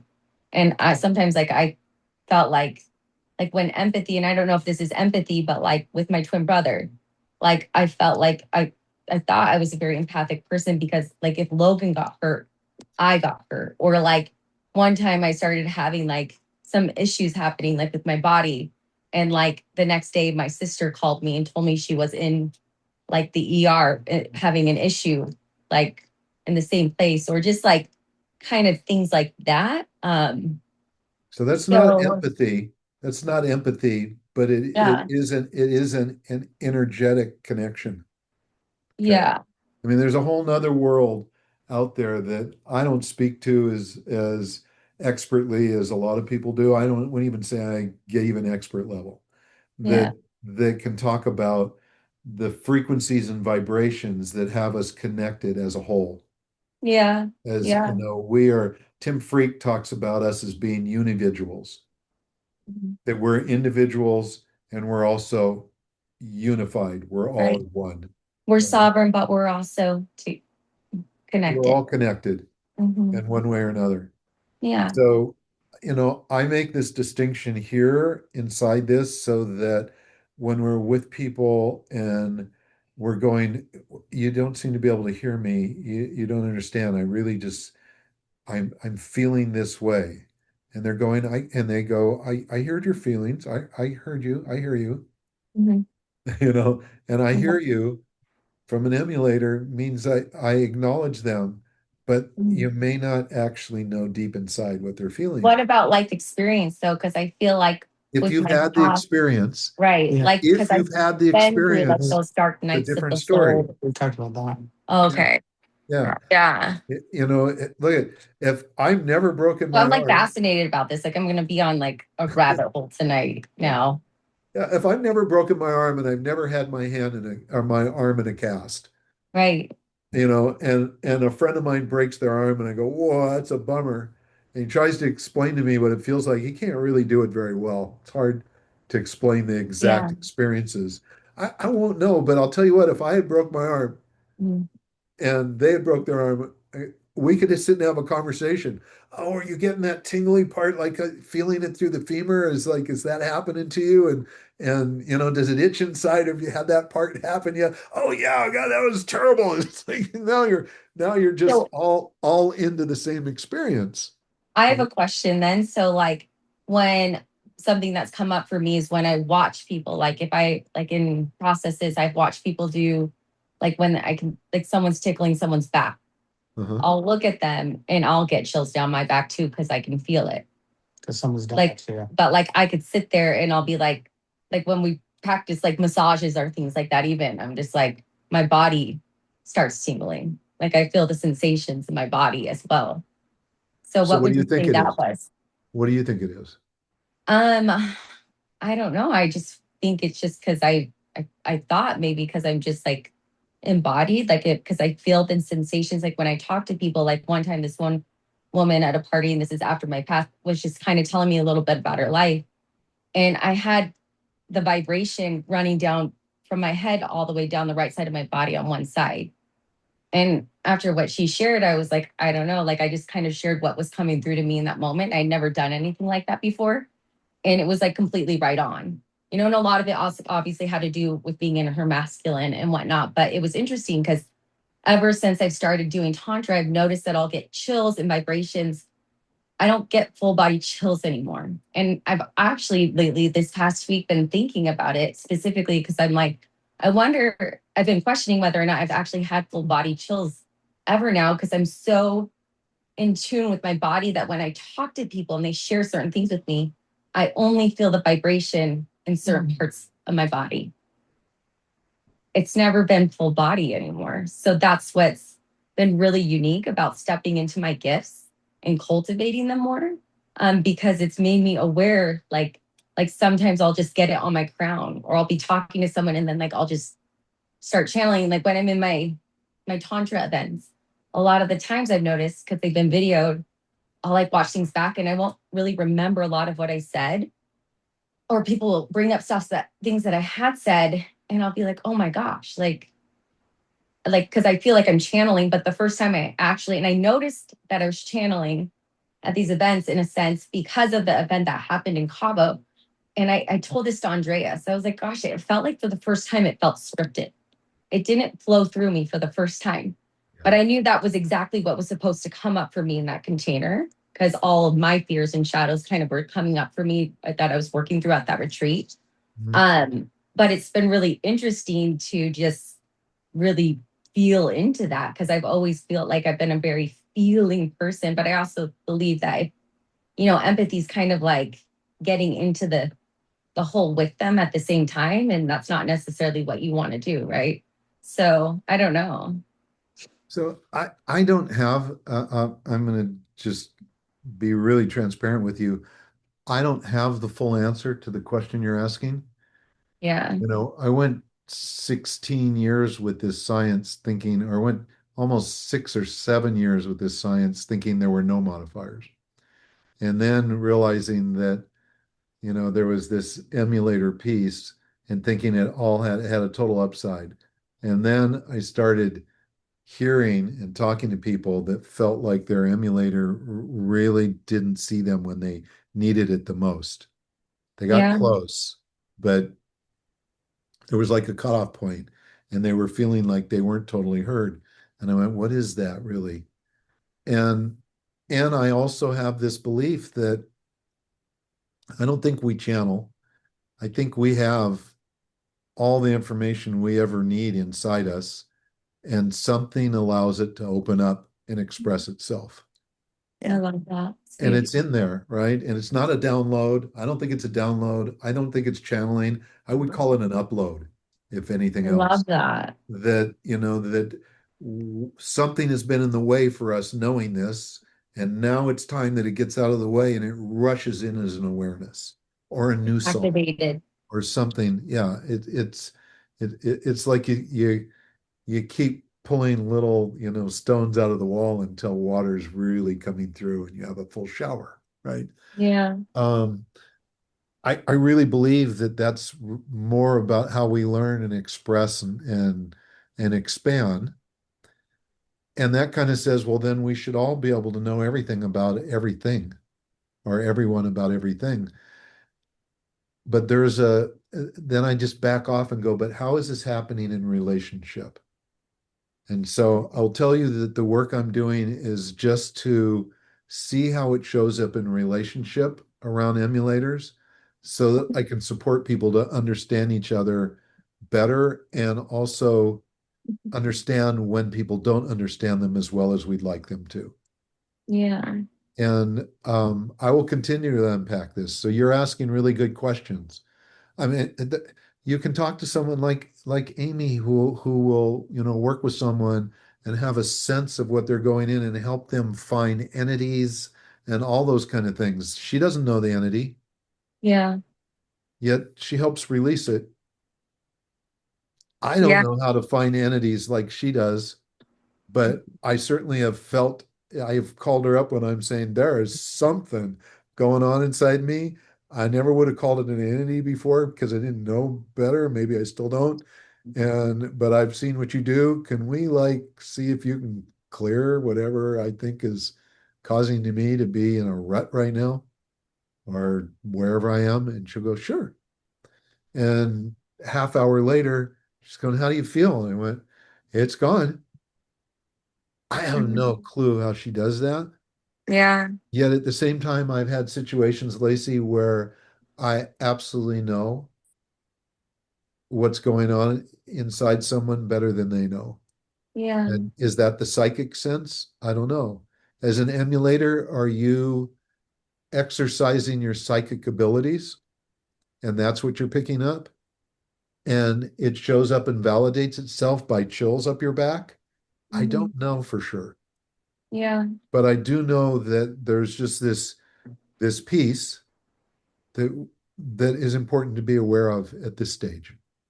Yeah. No, this is all really good information. Judy, did you want to say something? I was just thinking that when you talked about it being in relationship with an emulator, Mhm. it's when they deny when the other person tells them that it's not accurate. Oh yeah. Wait, say that again. So in relationship, right? And Uh-huh. I've had this happen, right? I know what's so for me. I don't know what's so for somebody else, Yeah. but I do know what's so for me. And then when somebody, and I've had these experiences, when somebody, like the mirror metaphor, and I don't mean this disrespectfully, Mhm. but when they tell me what I think instead of what they think I think, right? Then there's a disconnect because I know what I think and feel. And Yeah. somebody else will say, but this is what I think you think or feel. And I'm going like, I have the last word in that. Yeah. So with the mirror effect, that's not what I was meaning, No, actually. no, I Oh, understand. like But Yeah. they see It- in me, like it's almost like their it's really projections shine through interesting. me, like in Yeah. a sense. Like yeah, they, Judy, like what I'm you're not bringing mirroring light it to them. to, what yeah, you're bringing light to, and it is kind of common around emulators, is that they will take a posture like they know. Yeah. right. And then, well, I know what you said. Is this clear? Yeah, I got it. I understand. I know what you said. And then we think, oh, great, they know. But Mhm. then they didn't really know. And sometimes it's a communication issue, right? Yeah. Sometimes when we're talking about how I'm feeling inside or how I really feel inside, then it becomes it can be a challenge. Now, if you and I are talking, Judy, and you say, this is what's true of me, and I go, is it possible that this is happening as well? Then you're likely to go, well, let me check it out. I'll get back to you, which might be in a few seconds. It might be a week later, right? But I've thought about it. And I mean, you and I had a conversation about judgment, right? Mhm. We have two different relationships to that word. So it wasn't until I asked you how you really use that word that I could appreciate the way you use it. I don't use it that way. I won't. Because I'm on I'm a rampage to get people not to judge, at least in a way that's harmful. Exactly. But I fully understand where you came from, and I had to listen, and it had to be okay for you to have a different idea, right? Right. And to hear it through, that's in that conversation. Yeah, Right. So conclusion, right, was a dead end. That's when right. people make conclusions and they cut you off. Yeah, you're stuck. Yeah, Right. And so there's no place to go. right. So, and then a distinction that I make, so I'm not going to go into that, but it's like I love what you just said about the checking it out because then the other person is responsible for their yes or no. Right. And they're not being labeled or they're not having to live within the box that somebody made for them. Yeah. I mean, if someone says, "Hey, I know you're saying this, but I'm picking up on something else," Mm-hmm. I I don't use the word narcissist. I don't call people that very often. I think I have met a couple clinical narcissists. I think all of us have a little bit of a narcissistic tendency sometimes. And I encountered one of the most narcissistic people I've ever met as a client not too long ago. And wow, it was really fascinating because I would see something and they were vehemently opposed to it. And then I would point out how it's showing up in their behavior, and they would acknowledge it, and then they would fight it again. And I went, Yeah. wow, wow, what is that? And I'm not trying to make them wrong. I'm like being really clear that I'm not making you So wrong. is this This the is emulator? I'm seeing this. No, So this do was just emulators? it's just that situation where how we approach people.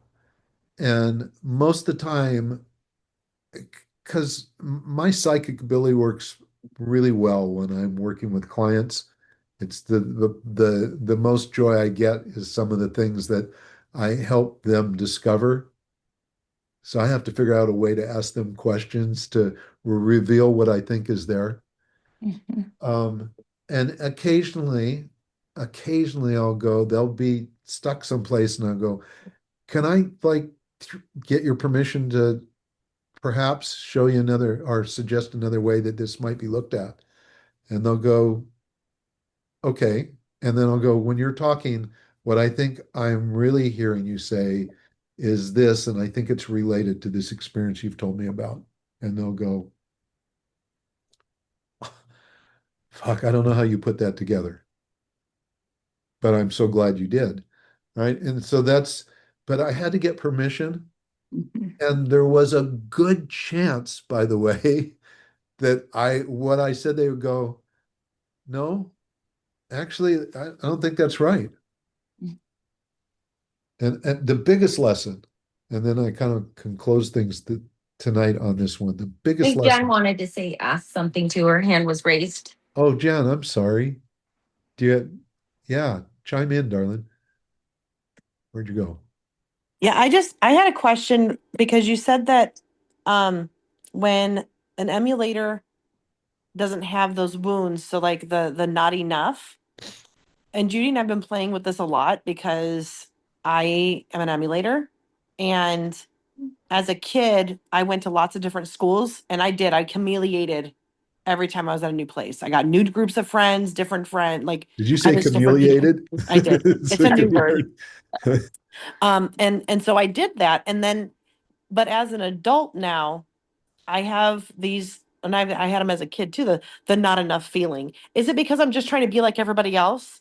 Is it because I'm really Great not question. being myself? Like, is that just the not owning of me? So this Yeah, is I it feel that is such too. a it's such a beautiful question, and none of us are alone from that one. Yeah. And it's stronger for others than some. Some people have really strong sense of who they are. And if you were to stop them and go, have you ever felt like, you weren't quite sure? Yeah.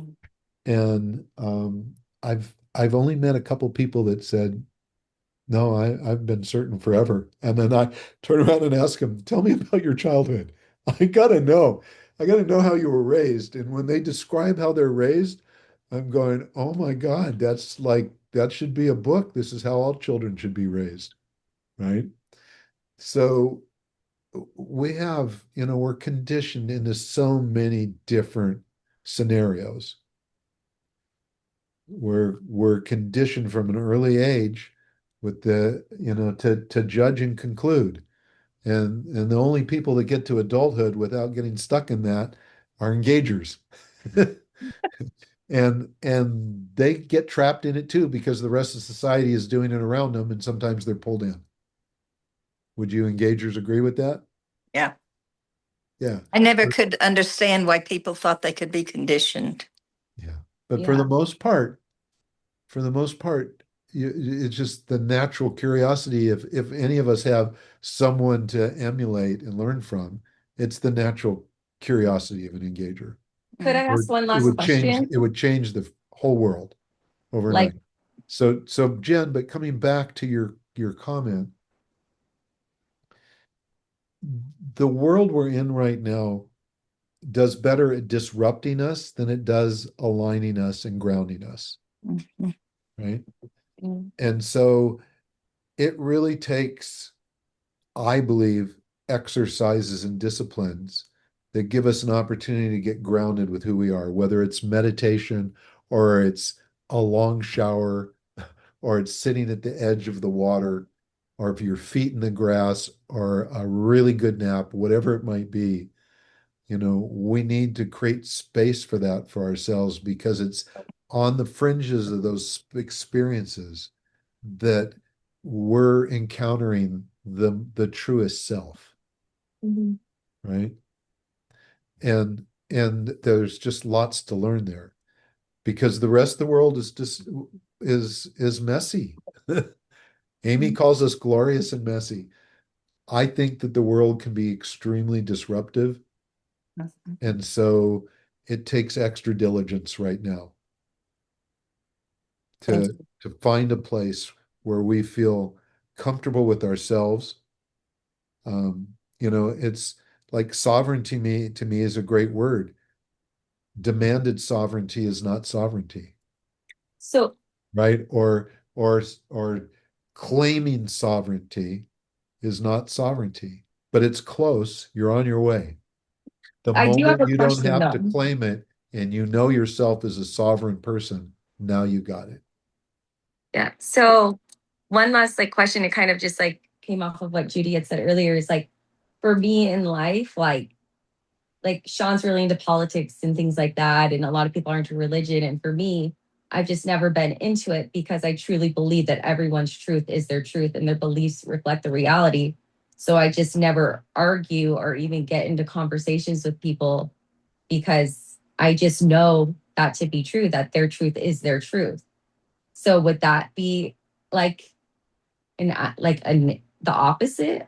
Because I truly do believe that. Oh, it's Like I just a just, great you belief know, system.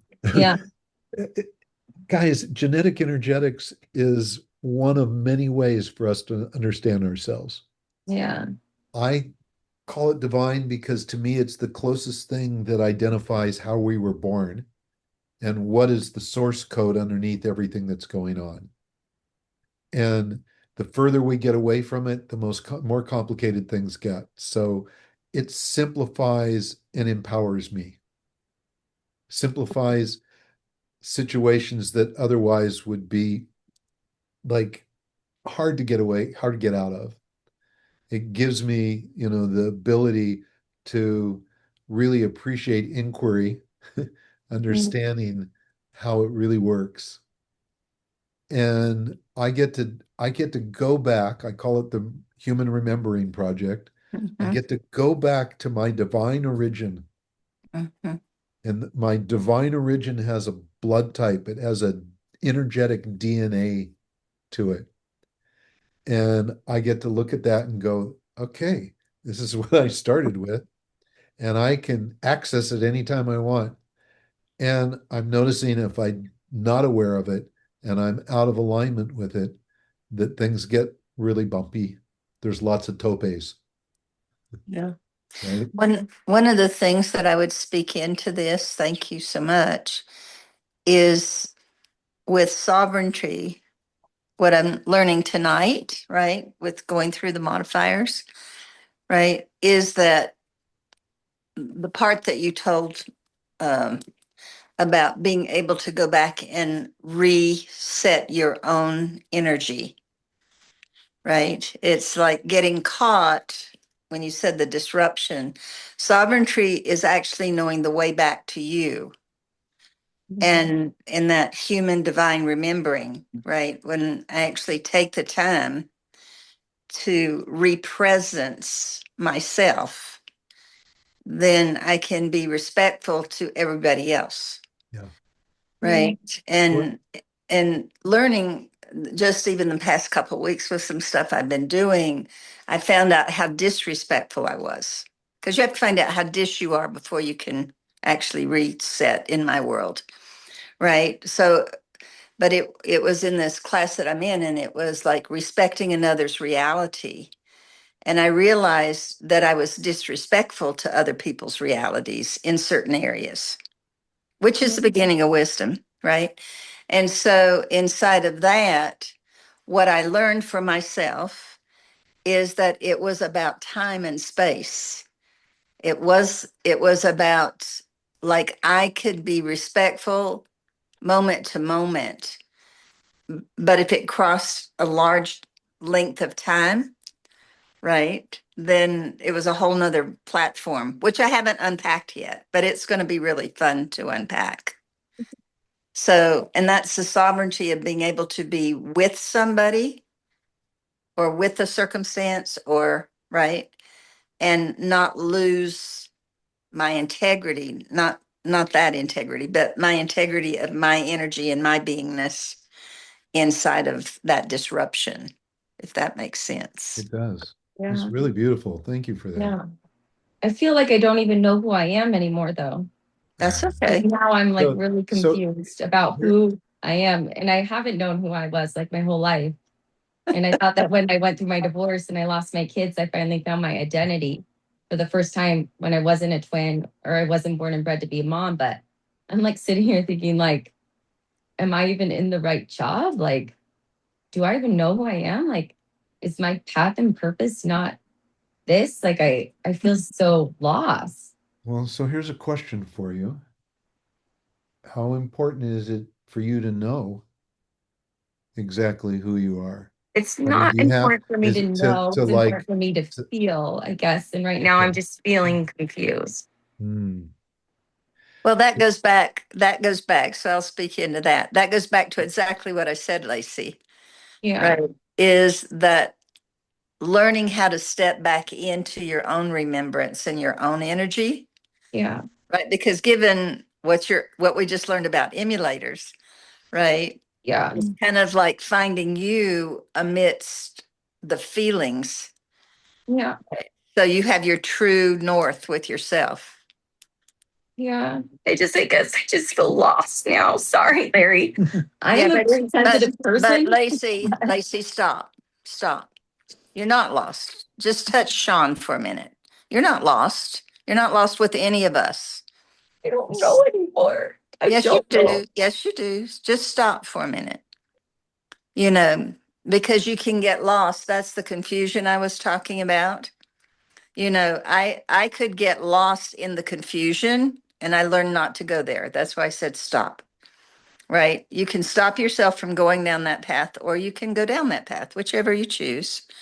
Right? But the truth of it is, you're sitting here now with Sean, with us, right? And you've got great new information. Yeah. And if you just take a moment to breathe through it, your tantric, you know that piece. So just go back to who you do know, right? Don't get lost in the realms of things, trying to be here, there, and yet. Just get back to you, right? With your breath. You know how to do it. So Oh, And here's a fun piece I'll offer you. Um, thanks. you can't, Judy, it's great. You can't be lost unless you've been found, mhm. because you wouldn't know what lost means if you didn't know what it was like to be found. Yeah, you're right. Okay. So You can't have one without the other. you can't. And and the fact that you can feel them both, you know what it's like to be found. You've got a man next to you who's found you, committed to you, supports you. You found Tantra. It's enlightened you. It is, heightened you. It has done all kinds of marvelous things. And now you are probably at a point where you want to examine and go to the next level. Mhm. So, how do you find more? Well, if you've found everything already, you're not going to find any more. There's no room for growth. Yeah. So, if there's a party that feels a little lost right now, you have an option. You can be sad with it, and that's your choice, and it might serve you for a while, but you could also be unbelievably excited with it Yeah. because you have so much exciting more things to learn than you've already learned. Yeah. And I want to just step on the sovereignty word for a second in a positive way. When we embody sovereignty, then we give ourselves permission to describe a whole beautiful expression of things that show up in our life. Yeah. Right? From that place, I now get to talk about this experience or the beauty of and sense of precious oils or my favorite cupcake or like my favorite teacher about God and religion or all of these things. And I can, I have permission to drop into all those places and no one has to give it to me. It's mine, right? And having coming from that space gives you the opportunity to expand however you wish. Gives you also the opportunity to feel lost as well as found and examine both of them. Well, I'm definitely like, I know that this is coming up for me for a reason. So I'm sure that like once I process through it, I'll understand it more and then I'll probably know more about who I am. Cause even with my career, it's not something I planned. It just happened in November. Things just started happening. So I'm just kind of like been living life on the edge lately, not even just having to put my faith and trust in my and source, like just being like, okay, like I just I'll And and I has it been a great ride so far? it's been a lot at night. I sit there and my first affirmation I read at night when I go to bed is I'm safe to be seen because as much as I wanted to be seen my whole life, I realized that I'm fucking terrified of being judged and seen and that I'm not enough. And it's been tough because stepping into this spotlight, I've already been judged by people who love me. And that's been really tough because I feel like I found my purpose. And that 4-year-old little girl in me's kind of been like, I want you to be happy for me finally, you know? Like but it's like wanting those people that love her to be happy for her. But there's been people who have judged me and all I've done was show up with an open heart, and it's been tough. So it's been tough in a lot of ways, but it's really been beautiful, but it hasn't been easy. And I know that I was meant to listen to you tonight for sure, because everything that's happened within me, even my divorce and trying to take my life, were the greatest gifts of my life because they were some of the catalysts for who I am today, for my spiritual awakening and my growth. But I think I'll always be kind of learning about who I am every single day with every breath that I take, because I didn't know things about me, like even the chills. Like I'm still learning new things about me every day. And so, but there has been times where, like when I had my Kundalini awakening, I personally believe and felt that like what it did was it magnified the gifts that I already had. Like I was already born with a big heart and things to love. But one of the things that happened to me when that happened after was when I would think deeply about people, I would become them. I felt like I was looking out through their eyes, and it was a crazy thing that had never happened to me until after that I'd had my Kundalini awakening. And I didn't think about it until I went through my spiritual awakening and realized what had happened to me. But that's when I started having these thoughts about, do I even know who I am? So Because Lacey, yeah, do you realize you just got through telling us how you found yourself? yeah, yeah, So everything you've just said was not in the lost world. It was yeah. actually in the found world. Yeah. I love Judy. I'm so glad that we have a protector on here to And beat everybody up for me and to Yeah. put Larry in his place. Larry's fine. I'm uh, just uh, teasing. I know, I know. I'm joking. Yeah, but okay, that's so how you here's a little that's how secret. you Here's a hide. little secret. Here's a little secret, and everybody else that's on this call has been keeping this same secret from you. You know what it is? But We've all experienced the same thing. yeah, They've all had those moments. And here's another one that Judy and I can speak to because we've got, half a century on you guys combined. It keeps happening. It keeps happening. Judy just described something that she just learned that was so special. yeah, It keeps happening.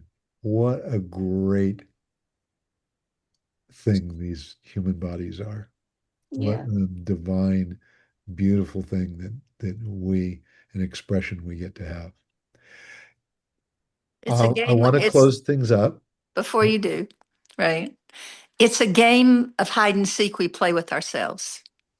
It's good. I like that analogy. Yeah. So when you're playing it, instead of getting caught by it, right, you know that you're playing hide and seek, and then you can change positions. Change roles. Yeah. You have a choice.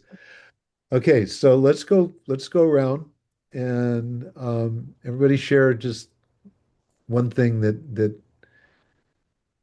struck you that you're gonna like mm, benefit from sure for sure from tonight. Me dealing with Sean. And me dealing with Lacey and my assistant. Lacey Boo Hoo. My nickname as a child. How Because I was specifically? always, How yeah. specifically? For one, just like even a little like the empathy thing was actually interesting because Lacey is a very sensitive person, but there's been a lot of situations where I was like, I don't feel like you're very empathetic. Like and it's but now I understand that's that makes sense. And then like with my assistant, like well with anybody, when I get into the groove and I have my list, like I do not like to be bothered. Yeah. Great. Now I know. Absolutely. Learning to And all communicate you need to better. do is let them know how to best support you, and Yeah. they're happy to do it. Right. Andre, how about you? With me, it's that I had never thought of that as like a core. I was trained to be like an achiever. That's like how my dad raised me. I think he was an achiever, of sorts. Um, but and I've been running on that program for a long time, like self-imposed and pushing myself. But that that we discussed today is like the most effortless thing that comes to me. It's just like it's the very natural thing. So I don't know what to do with that information. I think I've been wanting for so long to like complete my life in terms of like make it fit into an achiever box, and now I'm like, okay, I am an engager. I've been that always, but like, how do I make that like what comes out instead of trying to be an achiever. You gave me more information, but it's gonna take a time for me to kind of like just So I have unwrap I have a things. couple suggestions for you. Go ahead. You're naturally an inquirist. The discipline of inquiry is built into you. And to really take on the achiever characteristics, it all starts with the question. All starts with the question and the truest possible answer. What do I want to do? How do I want to do it? When do I want to do it in relation to everything else? Okay. Right? Use your inquiry skills and you'll master the achiever characteristics really quickly. Okay. And it'll be fun. So, it's not, it doesn't have to be, oh, I got to do this. Just ask the questions. Ask questions of yourself. A lot of engagers don't talk to themselves. They ask questions of everybody else, and they're Okay. good. All right. Thank you. That's my suggestion. Try that on. Let me know how that works. Thank you. Chia. Um, I understand a little bit more about myself. I always thought it was like kind of weird that I take this like masculine role in a feminine body, especially after my husband passed. He kept me on the, I would say, on the feminine side because he was like, and they said, I would say he was an enroller as well. So he kept me on my toes on being the feminine, right? But when he passed, then I took over this, you know, enrolling thing. And also like Sean, I do think I need to do this test for my assistant. She's a great person. She helps me a lot. So I would love to understand her better to help her be a better person or the best person she can be and next to me better. Yeah, that's great. I love it. It is, once you start running the profiles, one of the funnest things I do with clients, and I've been doing it kind of one-on-one. I do this, it's called the energetic matrix experience. And we literally will run profiles on up to 30 or so people.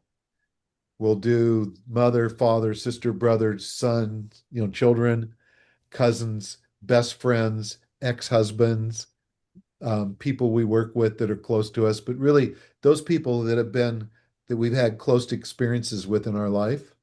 And then we Mhm. get to look at how that energetically contributed to the relationships. And it's so cool. By the time you're done, it's like, I love my life. It's I really, actually thought about doing it to my grandkids. yeah. I Oh, would oh, love to see absolutely. what kind of people they are, How old are they? 9, 7, and 3. Oh my God. Yes. I, yes. Just do the kids for sure. Imagine if I knew that my son was a perfectionist, how much better I could have supported him Exactly. in that one circumstance, right? And Exactly. I use this with my kids all the time, even as grown-ups. So Like I for the longest time I didn't understand, like address what what he does, that's social distancing. I respect it always, but it was hard for me to understand why he just disappeared and everybody's asking for him.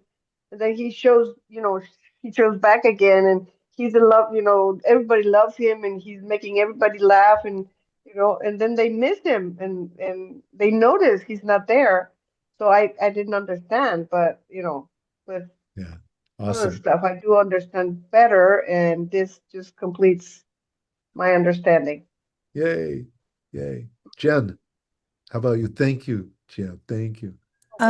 For me, Oh, I love that. You did that. for me, having the awareness that one, I do have all of the qualities and I can use them for good or evil, and I can use them like in my life in whatever way. But to also, I knew I was an empathetic. I already knew that. that wasn't new information. Because I know I'm not, but knowing that I have all the other things and that I don't have to pretend, and I'm not pretending when I use them. I guess that's it. They are a part of me, and it's not, I'm changing who I am when I utilize those skills. It is part of who I am when I utilize those skills. Nice. Right. Nice. It's beautiful. Thank you. Dina. Sorry. I guess I've just always considered myself, such an expert multitasker. Clearly, I need to, just focus on the list and not, I don't even know why. I always almost took pride in the fact that I could just like juggle a million things all at once. Not really. Yeah, I don't know what that's like. I do Yeah. exactly know what that's like. Yeah. Yeah. So So it's interesting for focus. you. It's interesting for you because you have a number of occupations, right? So it's refinement, I think. It's Mm-hmm. really refinement.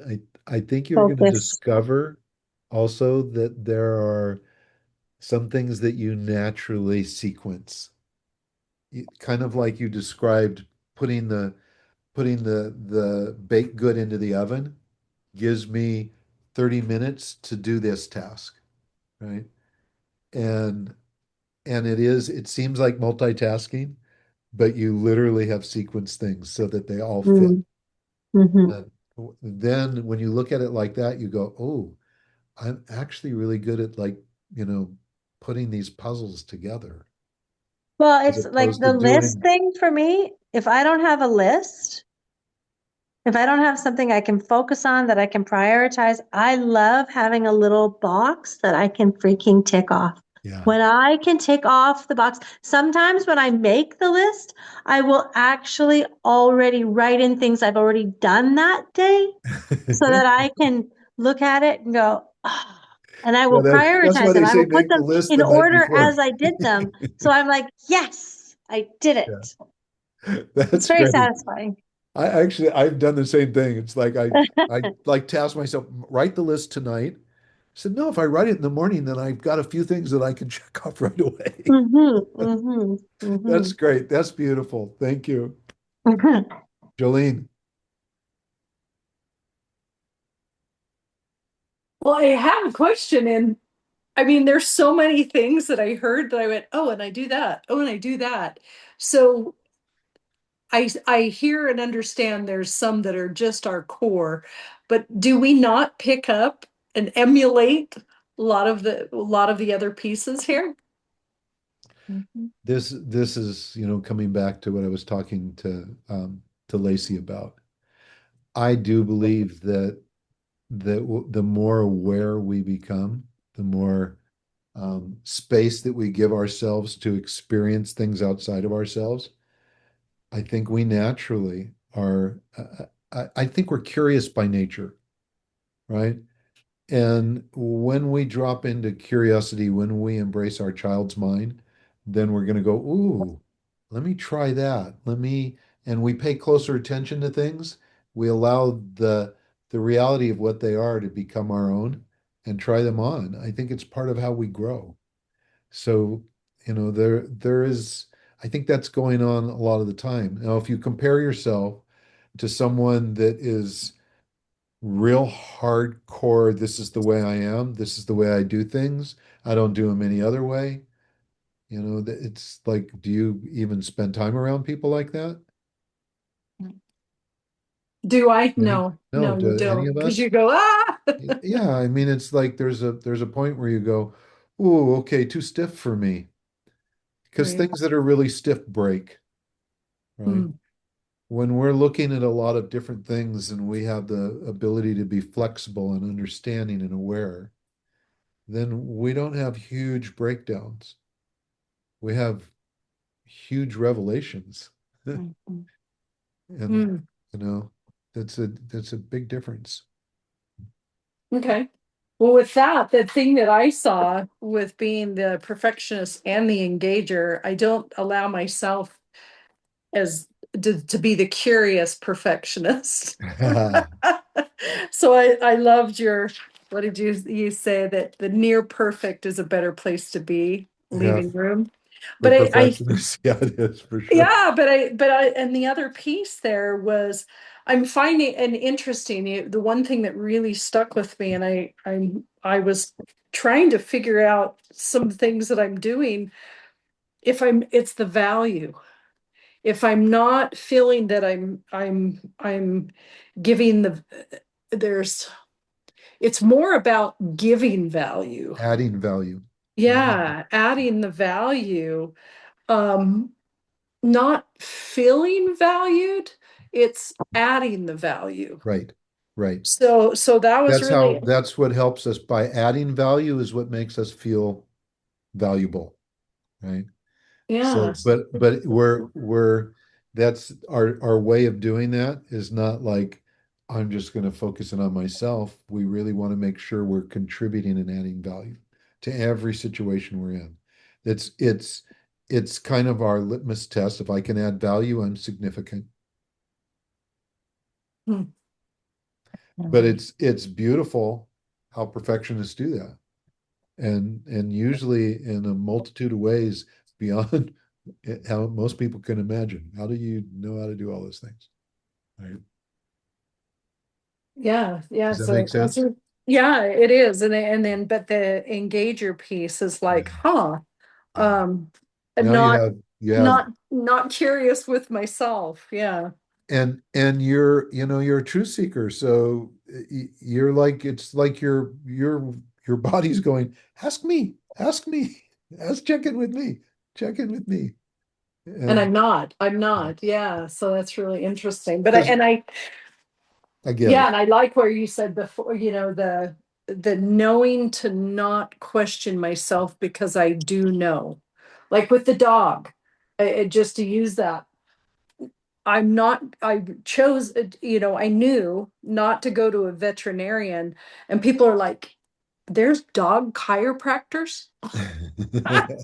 And it took me time to find them, and it's just I knew, and I went in and he's like, oh yeah, this is exactly. So it's that knowing not to question myself, Yeah, the curious of not just being curious of, do I know this? Yes, I know. yeah. Go deeper. Always take it a level deeper.